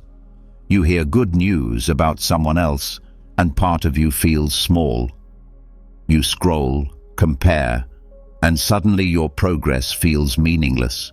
That's envy. It poisons your focus and warps your judgment. But the Stoic doesn't entertain envy. The Stoic transforms it. And the first step is to interrupt it, not with guilt, not with shame, but with curiosity. Instead of asking, "Why not me?" ask, "What can I learn from them?" Envy says, "They don't deserve that." Curiosity asks, "What did they do that worked?" Envy sees someone's success and assumes it came easy. Curiosity looks deeper at the habits, the patience, the process behind the result. Seneca warned against envy because it distracts us from our own path. It's wasted energy, energy that could have been used to build, to grow, to improve. But curiosity, that turns someone else's success into fuel. When you feel envy rising, pause. Don't fight it, redirect it. Say, "This feeling is a signal. Let me study, not sulk." Let it teach you where you feel behind, and let that discomfort push you, not toward resentment, but toward refinement. Ask yourself, what is this feeling pointing to in me? What can I apply from their journey to mine? Am I willing to do what they did, or am I just wishing for what they have? The truth is, envy looks outward, but traps you inward. Curiosity looks outward, but helps you grow inward. And that's the Stoic way, not to compete, but to learn, not to tear down, but to rise up. So next time envy whispers in your ear, interrupt it. Don't follow it. Don't feed it. Study it. Replace it. Interrupt envy with curiosity. Turn jealousy into motivation. And let someone else's success be a reminder, not of what you lack, but of what you're still capable of becoming. Number 45. Stay small in your wins. Victory is a test. Success, praise, progress, all of it feels good. And that's exactly why it's dangerous. Because if you're not careful, a little success can grow into a lot of ego, and ego blinds you faster than failure ever could. The Stoics knew this. They warned that what lifts you up in pride today can bring you down in weakness tomorrow. You hit a goal? Great. Stay grounded. Someone compliments you? Thank them. Then move on. You outperform others? Don't look down. Look inward. Ask, did I do it with character? Marcus Aurelius was emperor of Rome. He ruled the most powerful empire in the world. Yet every day he reminded himself, you're just a man, not a god, not untouchable, just a soul with a body, doing your job. Why? To stay small in his wins, to stay clear, to stay free from the illusion of superiority. Because success isn't a finish line, it's just another step on the path. And if you stop walking, if you get distracted by your reflection, you lose direction.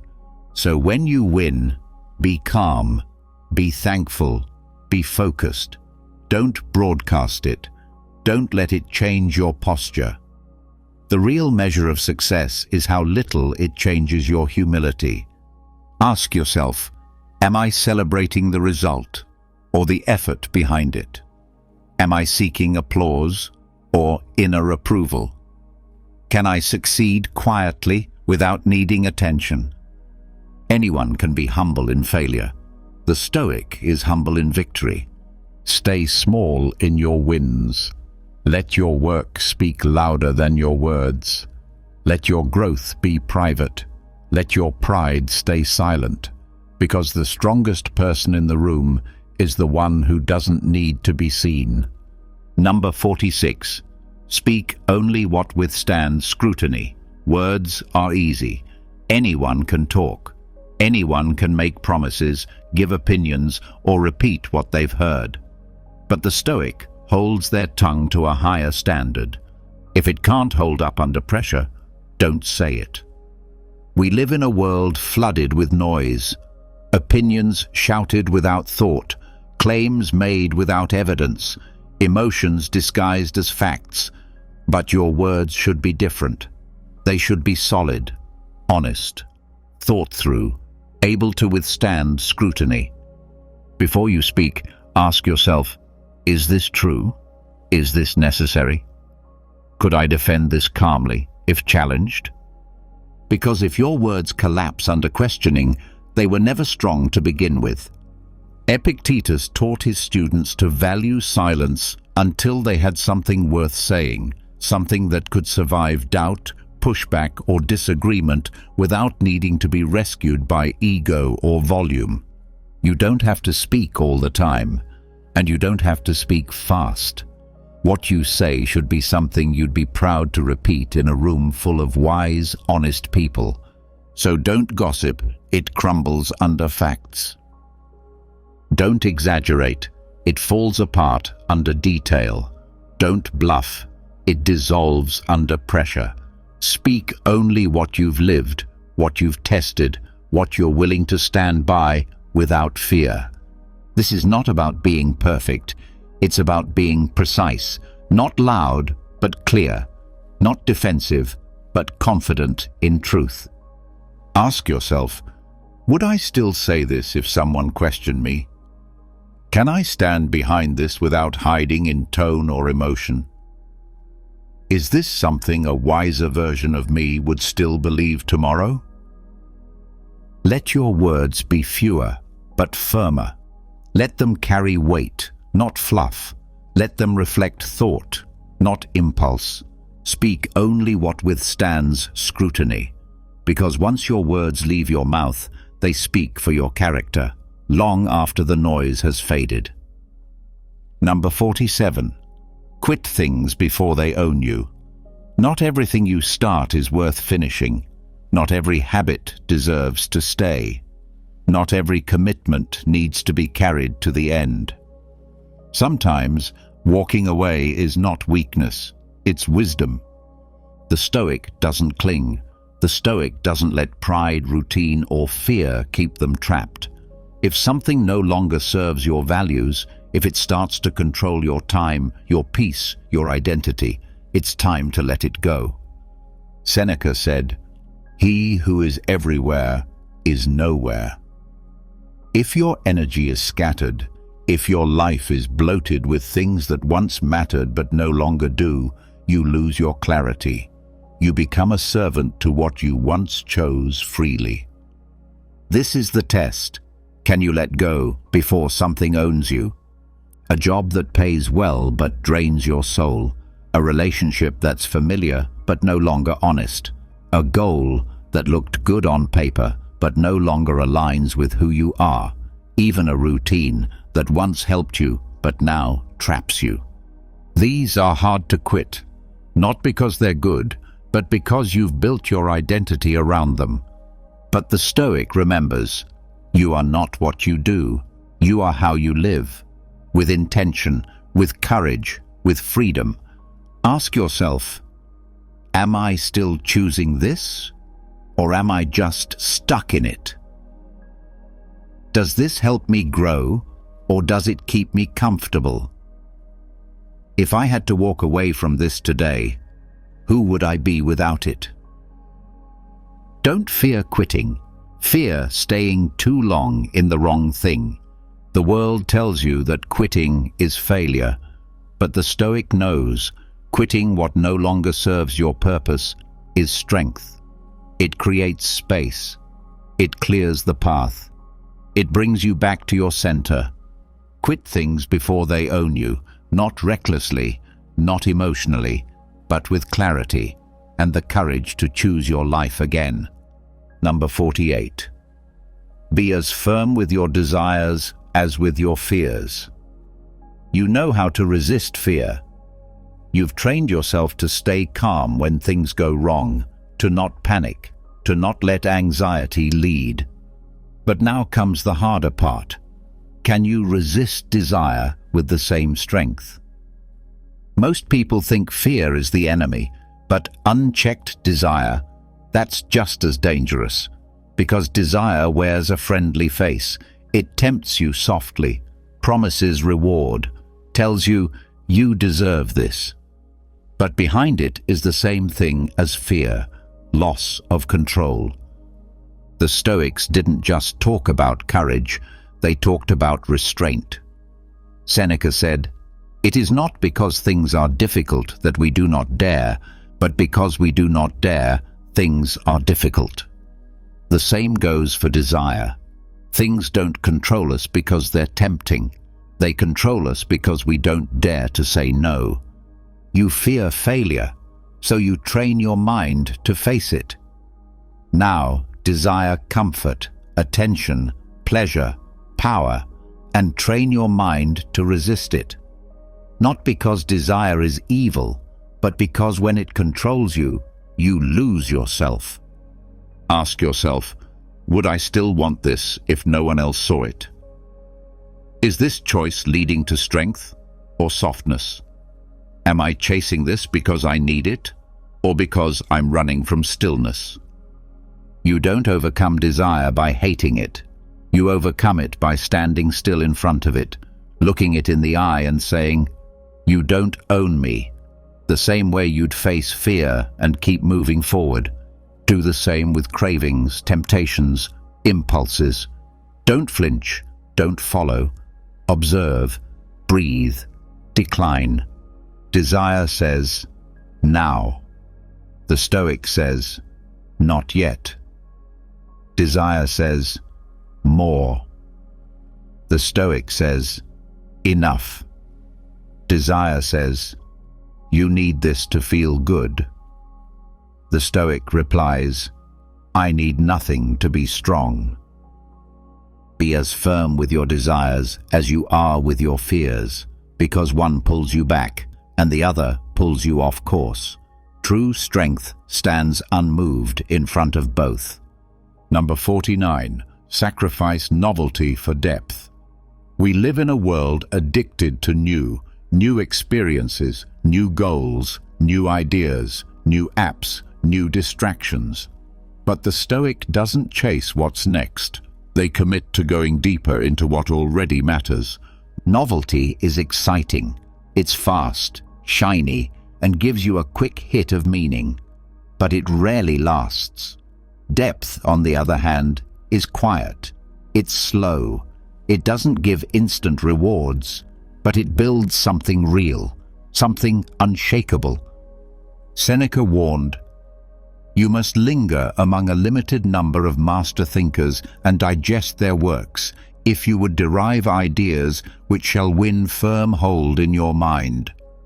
In other words, pick fewer things and go all in. Don't just read more books, reread the ones that change you. Don't chase new habits, master the ones that strengthen you. Don't jump to new goals, perfect the work already in front of you. It's not about doing more, it's about doing what matters, better. Ask yourself, am I switching because I'm bored or because I've outgrown it? Am I quitting depth to feel busy again? Do I want to be stimulated or transformed?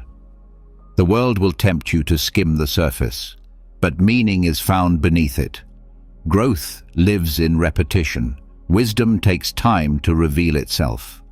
The Stoic is not impressed by how many things you try, but by how deeply you understand the few that count. So sacrifice the thrill of what's new for the quiet power of what's lasting. Stay in the book. Stay in the practice. Stay in the routine that shapes you. Don't abandon what's meaningful just because it doesn't feel exciting anymore. Sacrifice novelty for depth, because the goal is not to be entertained, it's to be changed. Not to do everything, but to do the essential things with excellence. Number 50. Smile at the absurd. Life is strange. People are irrational. Plans fall apart. Effort goes unrewarded. The timing is off. The world at times makes no sense and never asked for your opinion about it. But instead of complaining, the Stoic smiles. Not because they enjoy chaos, but because they understand something most people don't. What you can't control, you must learn to accept, with calm, with clarity, and sometimes with a little humor. Epictetus said, "It's not things that upset us, but our judgments about things." That means the absurd only disturbs you when you expect it to be logical. But life doesn't owe you logic. It gives you reality. And your job is to respond, not with outrage, not with self-pity, but with poise. You spill coffee right after cleaning the floor. Someone criticizes you for doing the right thing. Traffic makes you late to a meeting that didn't matter anyway. The moment you finally relax, another problem arrives. That's life. Unfair, unpredictable, imperfect, but also kind of funny. When you step back, when you stop demanding that everything makes sense, you unlock a quiet power, the ability to smile at the absurd. Not a bitter smile, not sarcasm, but the kind of smile that says, "Of course, this is the game, and I'm still here." Ask yourself, why am I expecting perfection from a world built on imperfection? Is this worth my anger, or just worth a laugh and a breath? Can I flow with this moment instead of fighting it? The absurd isn't here to break you. It's here to train you, to stretch your patience, to sharpen your sense of humor, to remind you not to take yourself too seriously. Because when you stop needing everything to make sense, you start seeing clearly. And when you can smile in the middle of absurdity, you've already won.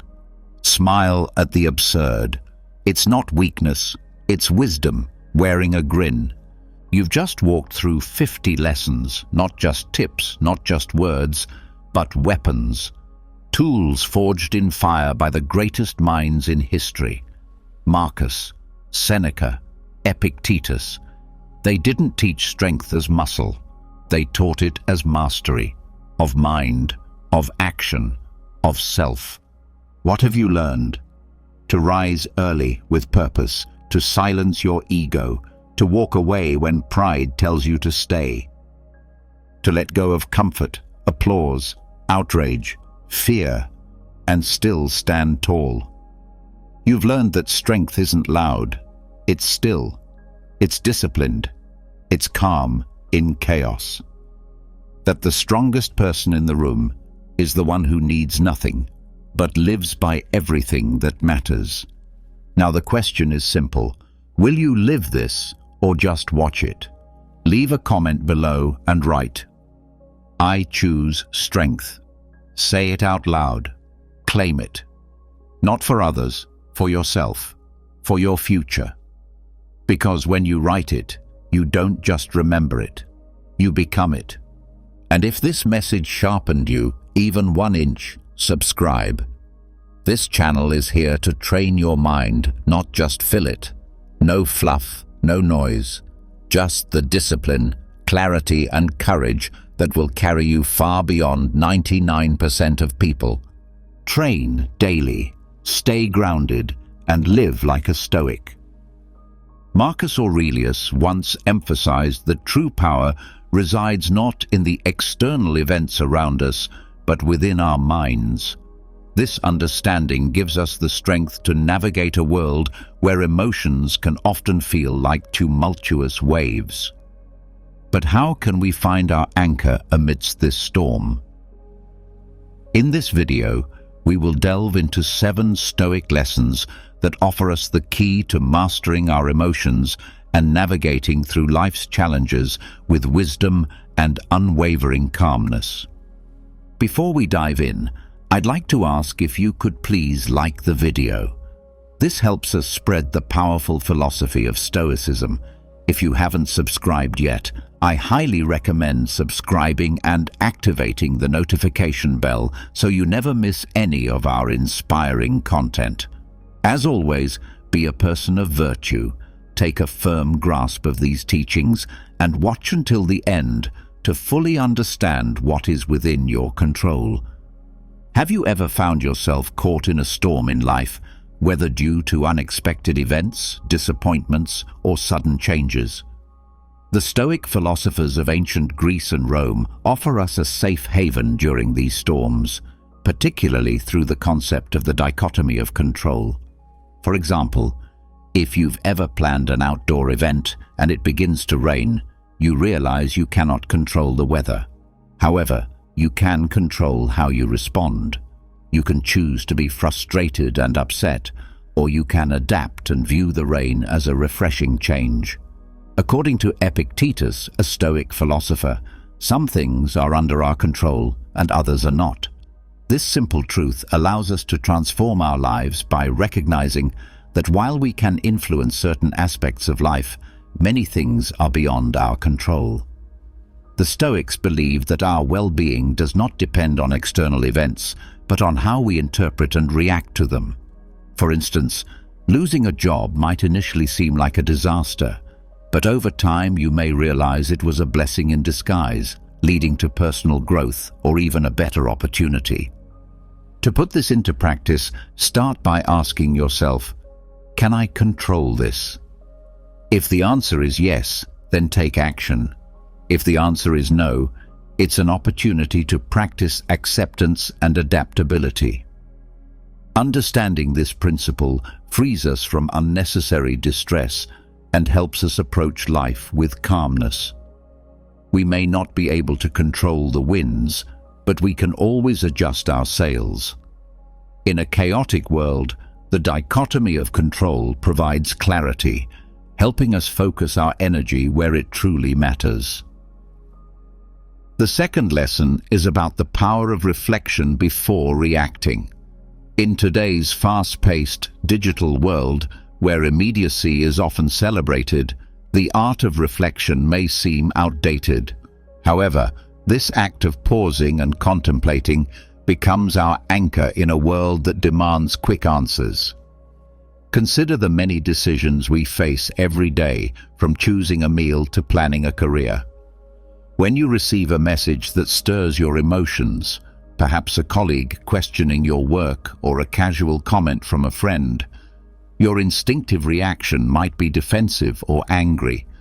But what if, instead of diving into a hasty response, you took a step back and allowed yourself a moment of detachment?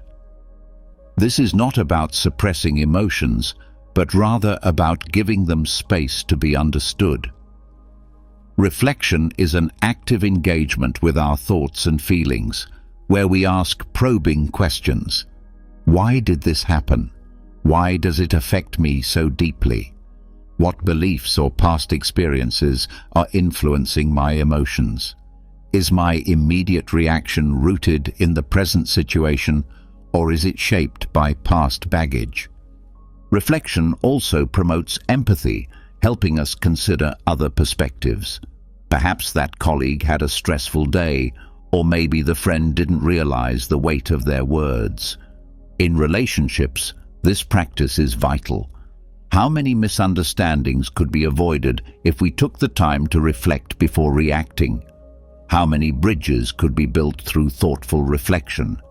Taking a moment to reflect offers clarity, compassion, and deeper connection. In professional environments, the ability to pause and ponder is an invaluable trait in leaders.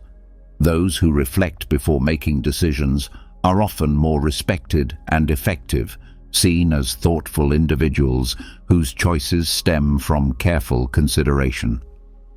In a world constantly in motion and accelerating, the act of reflection is a quiet yet powerful form of resistance, a declaration that we will not be swept away by the currents of immediacy. It's a commitment to our well-being, the quality of our interactions, and the deepening of our wisdom. The third lesson is about cultivating detachment. In a world filled with emotional turbulence, practicing detachment is essential. This doesn't mean suppressing our emotions, but rather developing a balanced perspective that allows us to observe events, situations, and emotions without being overwhelmed by them. Detachment offers a sense of peace in a world overloaded with information, helping us navigate relationships and conflicts with greater clarity. Imagine watching an exciting movie. You're deeply involved, feeling every moment. But now, imagine you step back and watch the movie as an observer, understanding the plot and characters without being consumed by the emotions of the story. Practicing detachment is similar. It allows us to remain calm and composed, seeing situations for what they are without being carried away by the emotional currents they stir. When you're watching an exciting movie, you might feel a surge of emotions, excitement, sadness, and tension. Yet, even though you're deeply involved in the story, you always remember that it's just a film. There's no need to act impulsively or intervene in what's unfolding on screen. This is a perfect analogy for practicing emotional detachment. It's about engaging fully with life and feeling your emotions deeply, but also knowing when to remain seated in the theater of your mind, observing the drama without losing yourself in it. In a world that constantly bombards us with information and emotions, reacting passionately to every bit of news or event would leave us exhausted and overwhelmed. Emotional detachment acts as a protective buffer, allowing us to interact with the world in a way that's sustainable. This practice is also essential in relationships. Whether in a heated conversation or disagreement, practicing detachment can be the deciding factor between a productive discussion and a harmful argument. It helps us listen more effectively and respond with calm understanding and grace, rather than being swept up by our emotions. Cultivating detachment begins with developing self-awareness. Regularly check in with yourself to recognize emotional triggers and understand the patterns that drive your reactions. By creating a space between stimulus and response, we gain the freedom to choose how we react. Instead of acting on impulse, we can respond with intention. Detachment allows us to embrace life's joys and pleasures without becoming overly attached to outcomes.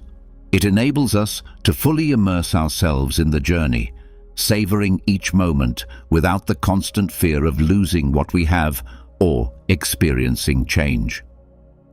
In a world that's always shifting, detachment serves as a compass, guiding us with grace through life's unpredictable terrain. By embracing this practice, we can enrich our lives, bringing calm and clarity not only to ourselves, but to those around us as well.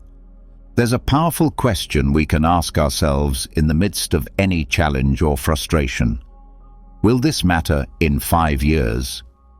Life often throws moments at us that test our patience, resilience, and perspective, whether it's a minor inconvenience, like a delayed train, or something more significant, like a missed opportunity or a heated argument.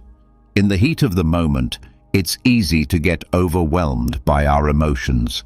However, by asking whether the issue will still matter in 5 years, we can shift our perspective.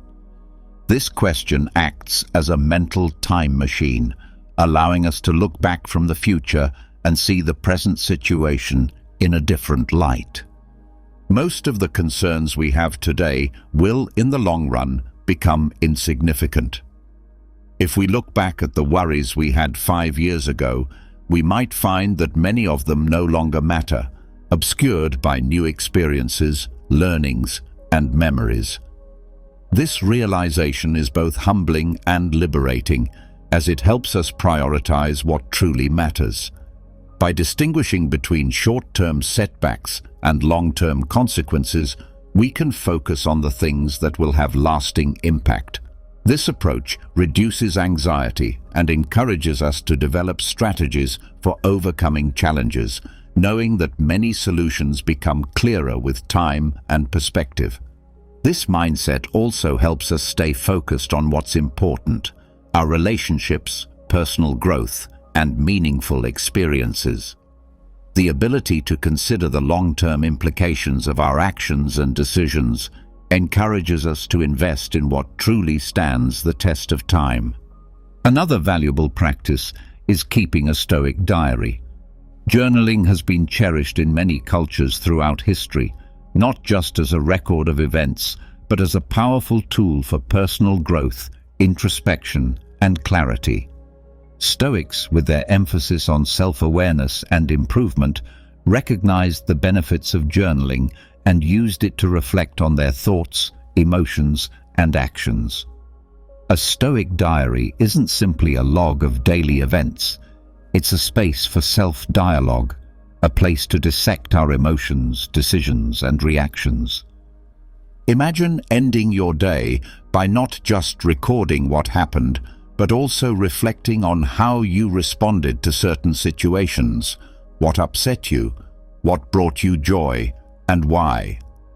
Through this practice, you begin to understand the underlying motivations and values that shape your behavior. It's an opportunity to examine the triggers that influence your emotions and to recognize how your actions align with your personal values. Marcus Aurelius, the Roman emperor and Stoic philosopher, kept a journal now known as Meditations. For him, it wasn't meant for publication. It was a private dialogue with himself, a space to reflect on his life and guide his actions.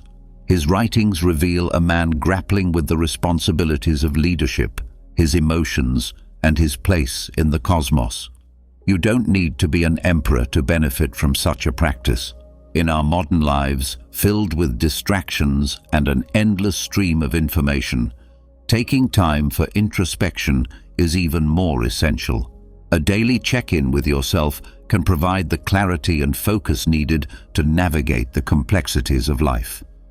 By dedicating time to self-reflection, we can enhance our understanding of ourselves and the world around us, making intentional decisions and fostering personal growth. A daily check-in becomes a grounding ritual, providing clarity amidst the chaos of life. Over time, this practice can lead to profound insights. You may begin to notice that certain situations consistently cause stress, prompting you to either confront them directly or change your perspective on them. You might discover that practices such as gratitude or mindfulness elevate your mood and overall outlook. The patterns that emerge from these reflections serve as a roadmap for personal growth and development. Beyond offering insights, keeping a Stoic journal fosters a sense of responsibility. By committing to daily reflection, we hold ourselves accountable for our reactions and decisions. It becomes more difficult to overlook repeated mistakes or rash judgments. Instead, this process encourages us to learn, adapt, and grow from our experiences. The next lesson encourages us to view obstacles not as burdens, but as opportunities. Challenges are an inherent part of the human experience, ranging from personal setbacks to global issues. The Stoics held a powerful perspective on adversity, believing that while we cannot always control the events that affect us, we can control how we interpret and respond to them. This shift in perspective transforms challenges from mere setbacks into valuable lessons. Each obstacle, no matter how daunting, presents an opportunity for growth if we choose to see it that way. Think of a river encountering a stone in its path. Instead of halting its flow, the river finds a way around the stone, either by eroding it over time or carving a new path through it. In the same way, obstacles in our lives can redirect our paths, often leading us to unexpected and rewarding outcomes.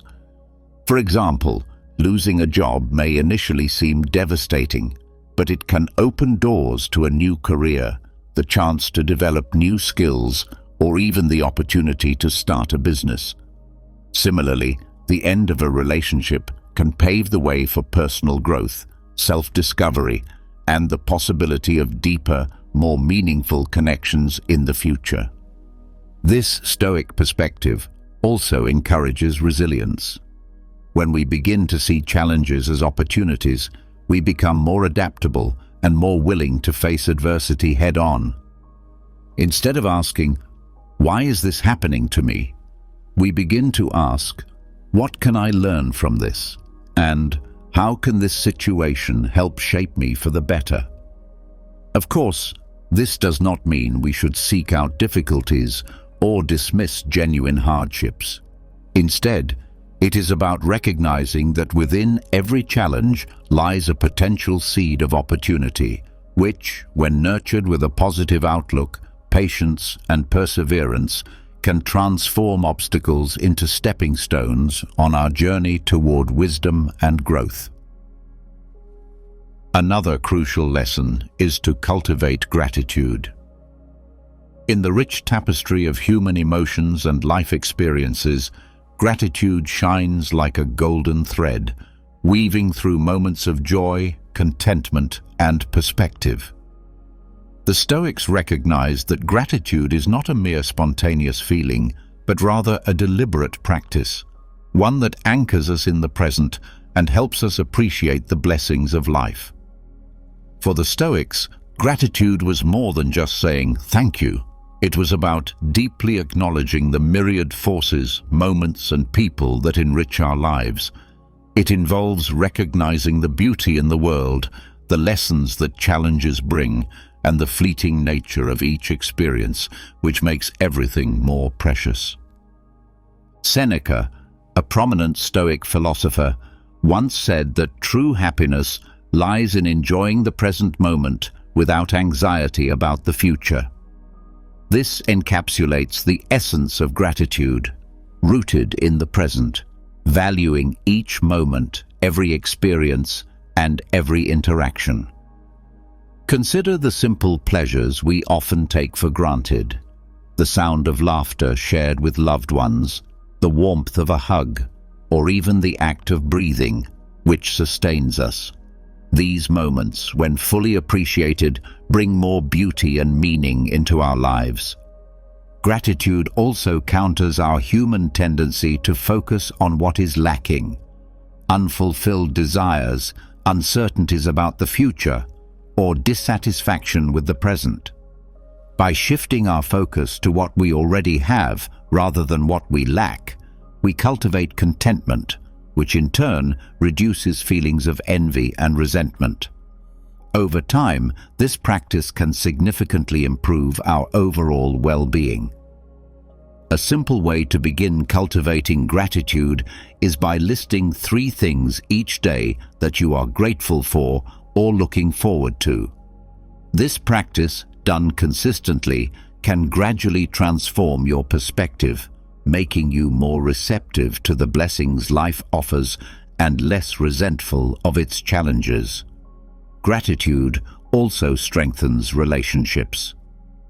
By expressing appreciation for the acts of kindness, support, and love we receive from others, we foster deeper connections.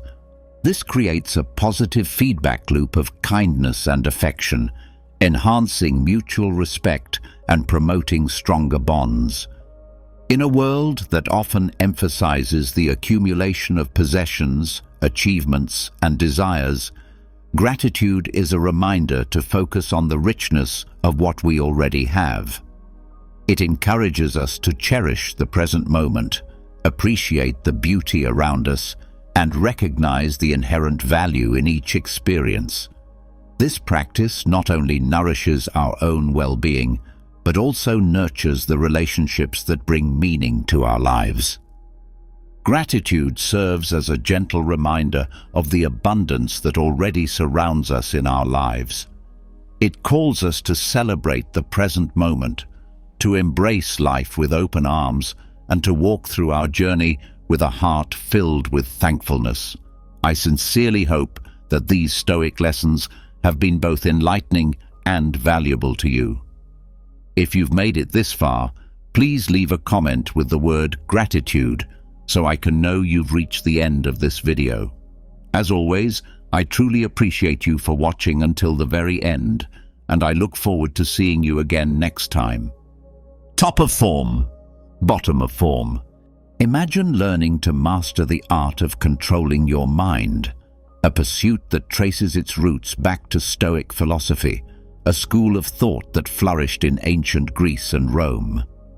This age-old philosophy holds that by gaining control over our thoughts, emotions, and reactions, we can tap into a profound sense of inner peace and independent virtue, unaffected by the external circumstances of our lives. In this video, we will explore the Stoic principles that guide us toward achieving this internal mastery, empowering us to lead lives that are not only more fulfilling, but also balanced and meaningful. Understanding and applying these principles can help us reach a state of serenity that enables us to navigate life's ups and downs with grace and wisdom. If this is your first time on my channel, I'd appreciate it if you could support me by subscribing and liking the video so I can continue creating more content like this in the future. The first Stoic principle we'll explore is the pursuit of inner peace, independent of external circumstances. The Stoics believe that true happiness and tranquility should not be contingent on what happens around us. Instead, they advocate for finding peace within ourselves, regardless of the fluctuations in the outside world. This means that no matter what occurs in our external environment, we can maintain composure and accept the impermanence of life. This quest for tranquility requires an acceptance of impermanence. The Stoics understood that everything in life is temporary, and holding on to things or situations that are inherently fleeting will only lead to suffering. By embracing the impermanent nature of life, they found a peace that remains undisturbed by changes. One of the key elements in the search for tranquility is the ability to face adversity with equanimity. The Stoics saw difficulties as opportunities for growth, development, and strengthening the mind's capacity for detachment. They believed that rather than being defeated by challenges, we should embrace them as means to cultivate resilience. Achieving inner tranquility is also linked to detachment from disturbing emotions such as anger, fear, and despair. The Stoics teach us to acknowledge these emotions, but not let them control our actions or decisions. By living in accordance with virtue, we create a clear conscience that shields us from feelings of guilt, regret, or remorse. For the Stoics, the true source of tranquility lies in acting with wisdom, courage, justice, and temperance. These virtues help ensure that we are not overwhelmed by negative emotions or the demands of the external world. The Stoics also emphasize the idea of contentment with sufficiency. They argue that the relentless pursuit of wealth, power, or pleasure often leads to dissatisfaction. Instead, they promote the importance of finding contentment in what is enough, steering clear of excessive desires and material attachments. Serenity, in this context, is not a distant ideal, but one that can be gradually cultivated through self-control, self-discipline, and the continuous practice of Stoic principles that foster inner freedom. The search for tranquility is, at its core, a search for inner freedom. When we are no longer slaves to our emotions, desires, or external circumstances, we experience a freedom that allows us to live in alignment with our values and principles. In summary, the pursuit of inner tranquility is a central pillar of Stoic philosophy. It involves independence from external circumstances, acceptance of life's impermanence, detachment from disturbing emotions, and an ongoing quest for virtue. This journey leads to a life that is serene, ethical, and meaningful, where inner peace is not found in external things, but within ourselves. Let's now delve into the second Stoic principle, which revolves around the acceptance of what we cannot control. This principle is foundational for mastering the mind and living a more calm and wise life. The Stoics emphasize the importance of recognizing that many events and circumstances in life are beyond our direct control. This includes the actions of others, natural events, the past, and even the future. The key to Stoic serenity is fully embracing this reality and directing our efforts toward what we can control, primarily our own thoughts, emotions, and actions. Understanding the Stoic scope of control encourages us to draw a clear distinction between what lies within our control and what lies beyond it. This distinction helps prevent unnecessary frustration by reminding us that certain things, like the behavior of others or past events, cannot be changed.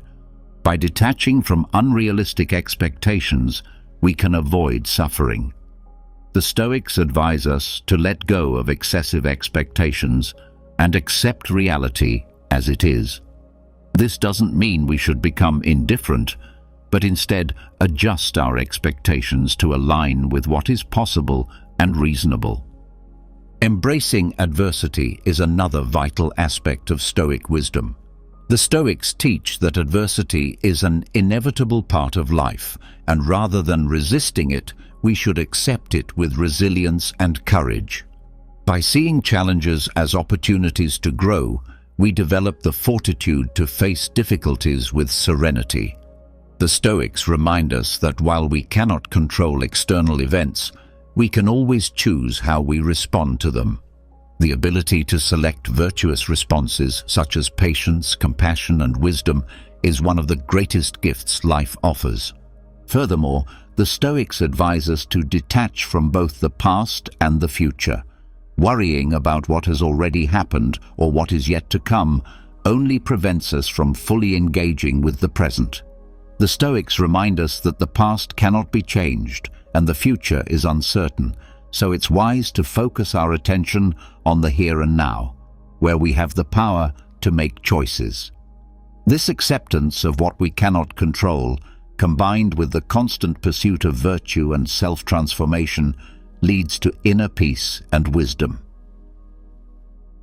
Finally, Stoicism allows us to confront the uncertainties and challenges of life with greater balance and resilience, helping us live in alignment with the Stoic principles of a virtuous and significant life.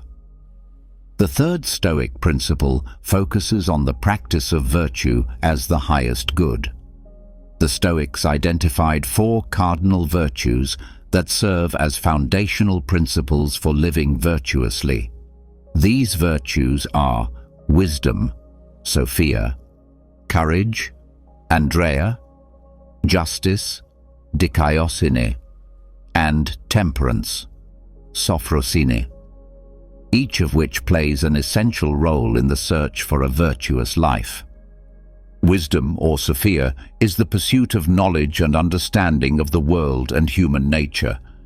This virtue involves seeking the truth, developing self-awareness, and cultivating the ability to discern what is truly valuable in life. Wisdom guides us in making decisions that align with reason and the greater good, enabling us to live in harmony with the world around us.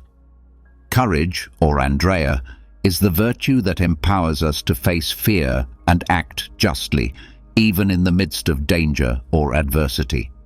The Stoics believed that courage was intimately linked to wisdom, as it requires discernment to confront dangers in a manner that aligns with virtue. Courage enables us to persist in the face of challenges, knowing that acting rightly is more important than avoiding discomfort. Justice, or Dichotomy, involves acting with fairness, impartiality, and respect for the rights of others. The Stoics viewed justice as a fundamental aspect of living virtuously and maintaining social harmony. It calls for an unwavering commitment to equality and respect for all people, ensuring that we contribute positively to the community and the world around us. Temperance, or Sophrosine, is the control of desires and appetites, avoiding excess and indulgence. This virtue also extends to the regulation of emotions, allowing us to maintain inner peace and serenity in all situations. Temperance teaches us to exercise moderation and balance, ensuring that our passions and actions do not overwhelm us or lead us astray. The Stoics believed that the practice of virtue is a lifelong journey, one that requires continuous effort and self-reflection. No one is completely virtuous, but everyone has the capacity to improve these virtues throughout their life. Virtue, according to the Stoics, is the true source of happiness. By living according to these principles, we can find a profound sense of fulfillment and meaning, regardless of external circumstances. The practice of virtue also leads to self-sufficiency, both emotionally and spiritually. When we live virtuously, we no longer depend on external things like wealth, status, or approval to find joy and satisfaction. Instead, our happiness becomes self-contained, rooted in our inner character and ability to act in accordance with our values. Self-control and self-transformation are essential aspects of the Stoic path. The search for virtue requires us to recognize and learn from our imperfections and mistakes. By working constantly to improve ourselves, we can become better human beings, steadily progressing toward a life of greater meaning and significance.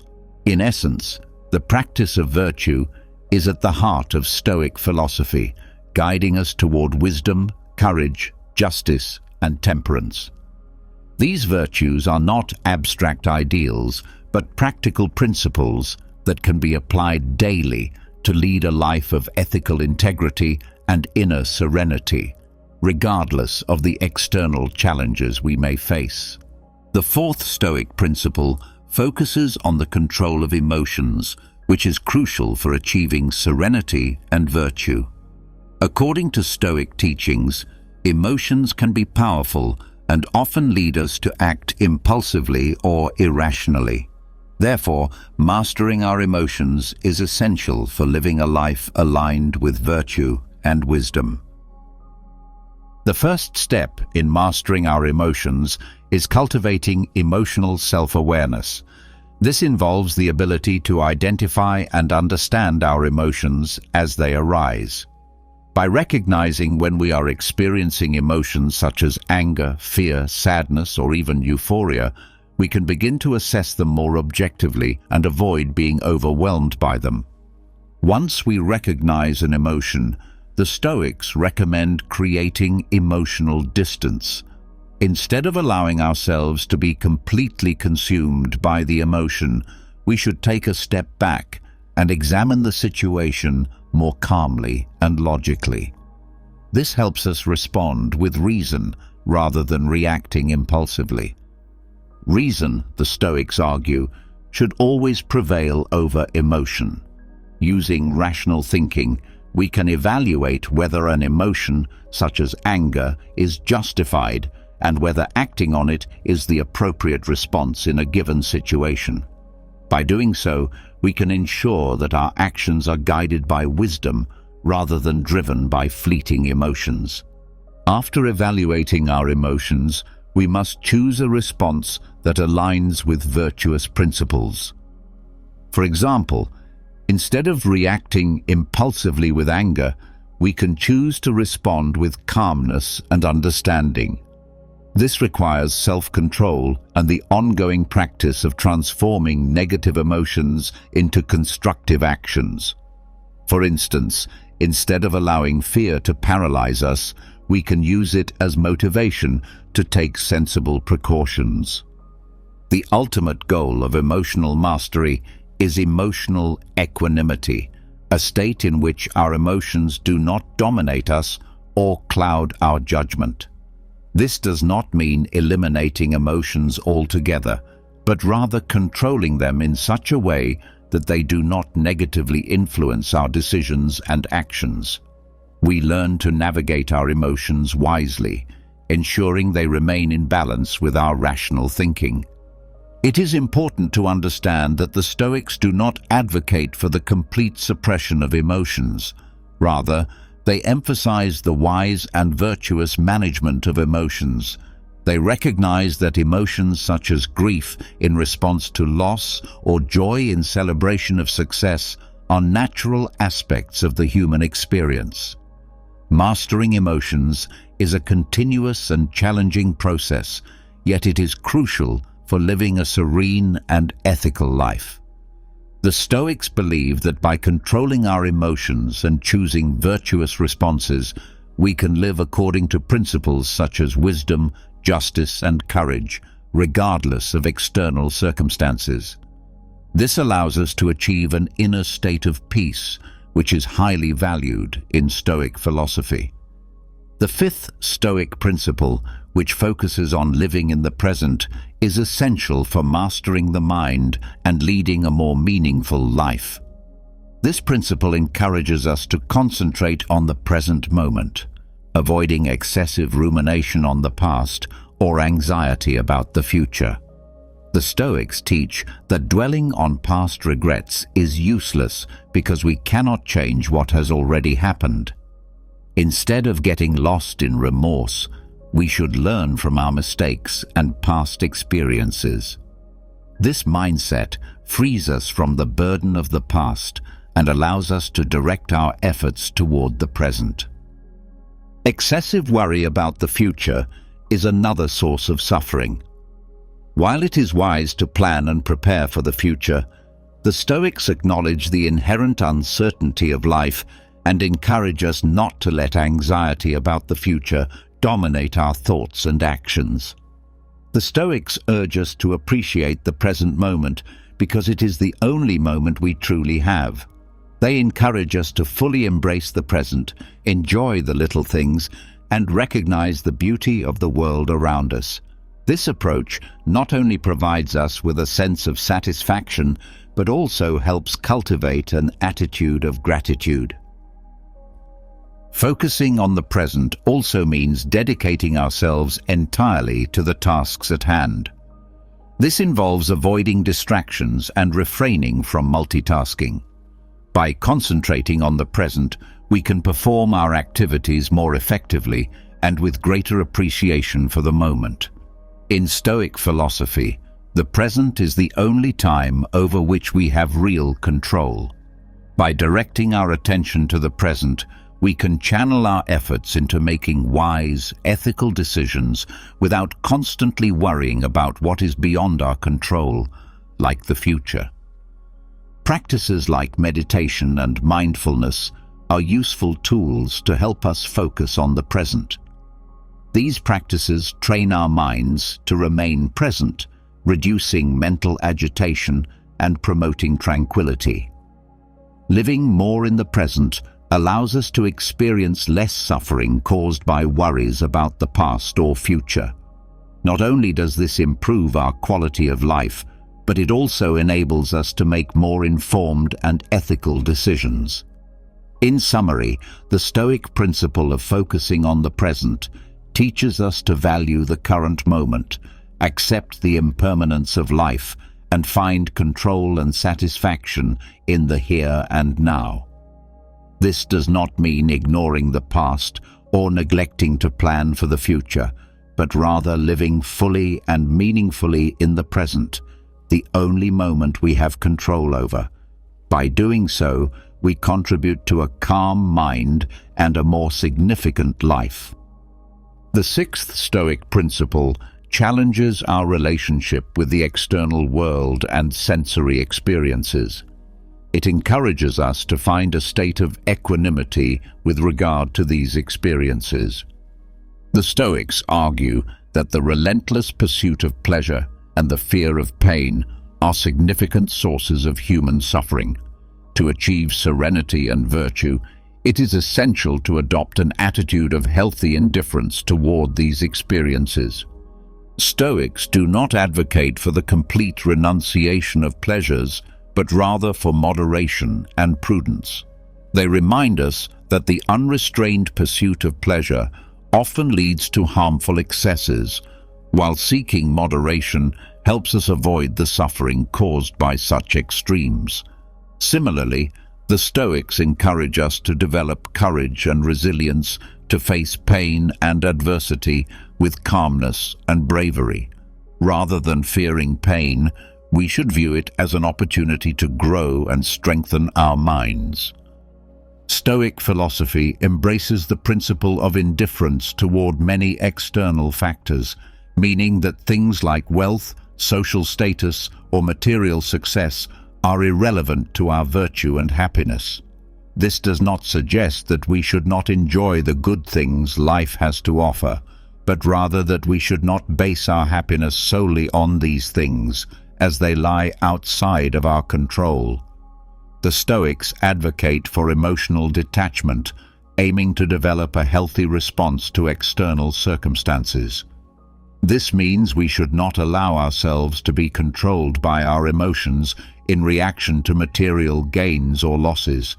Instead, we must cultivate inner peace that remains constant, regardless of the changes happening outside us. For the Stoics, the true source of contentment and happiness lies in the pursuit and practice of virtue. By prioritizing wisdom, courage, justice, and temperance in our lives, we can find a form of pleasure that is more lasting and meaningful than the fleeting pleasures of the senses. The practice of self-control is essential in this pursuit. The Stoics' indifference to pleasure and pain requires a high level of self-discipline.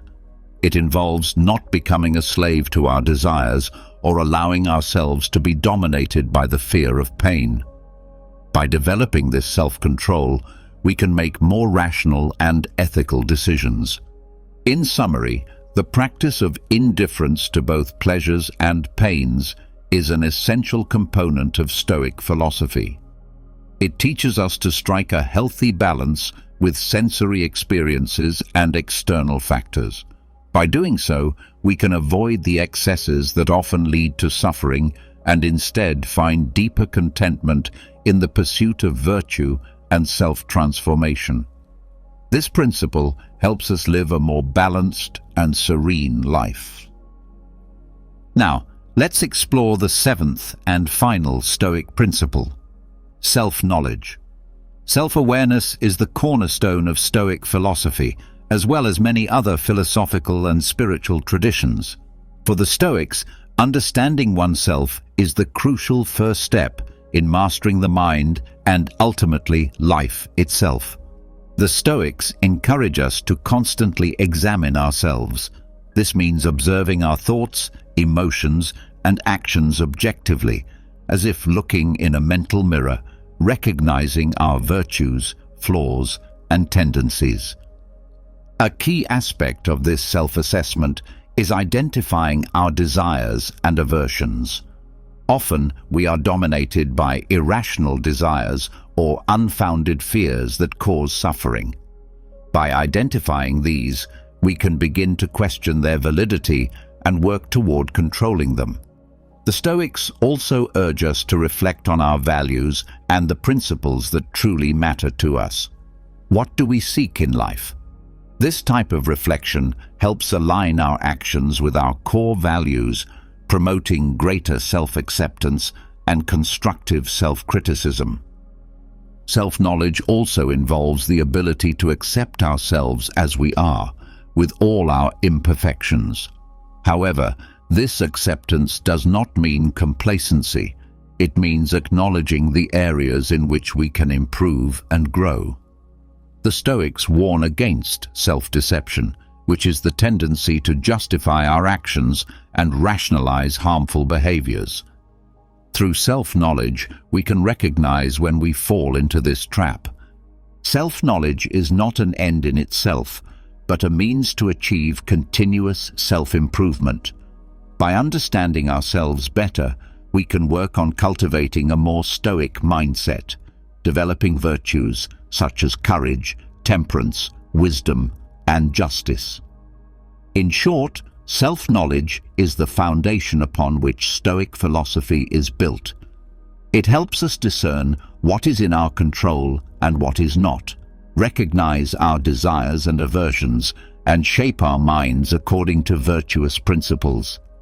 It is a journey of self-discovery that empowers us not to be prisoners of our emotions and thoughts, making us more resilient and wise in the face of life's challenges. As we explore the principles of Stoic philosophy, we find a roadmap for mastering our minds and, consequently, our lives.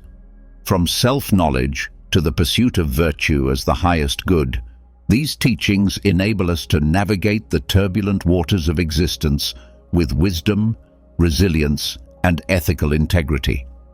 Stoic philosophy teaches us that true wealth lies in inner peace, self-transformation, and the constant search for virtue, especially in a world filled with challenges and uncertainties. It offers us a guiding light toward a more balanced and meaningful life, reminding us that despite external circumstances, we have the power to shape our minds and choices. If you enjoyed this video, please like, subscribe, and comment so that YouTube knows this content helps people like you, allowing us to continue creating similar videos in the future.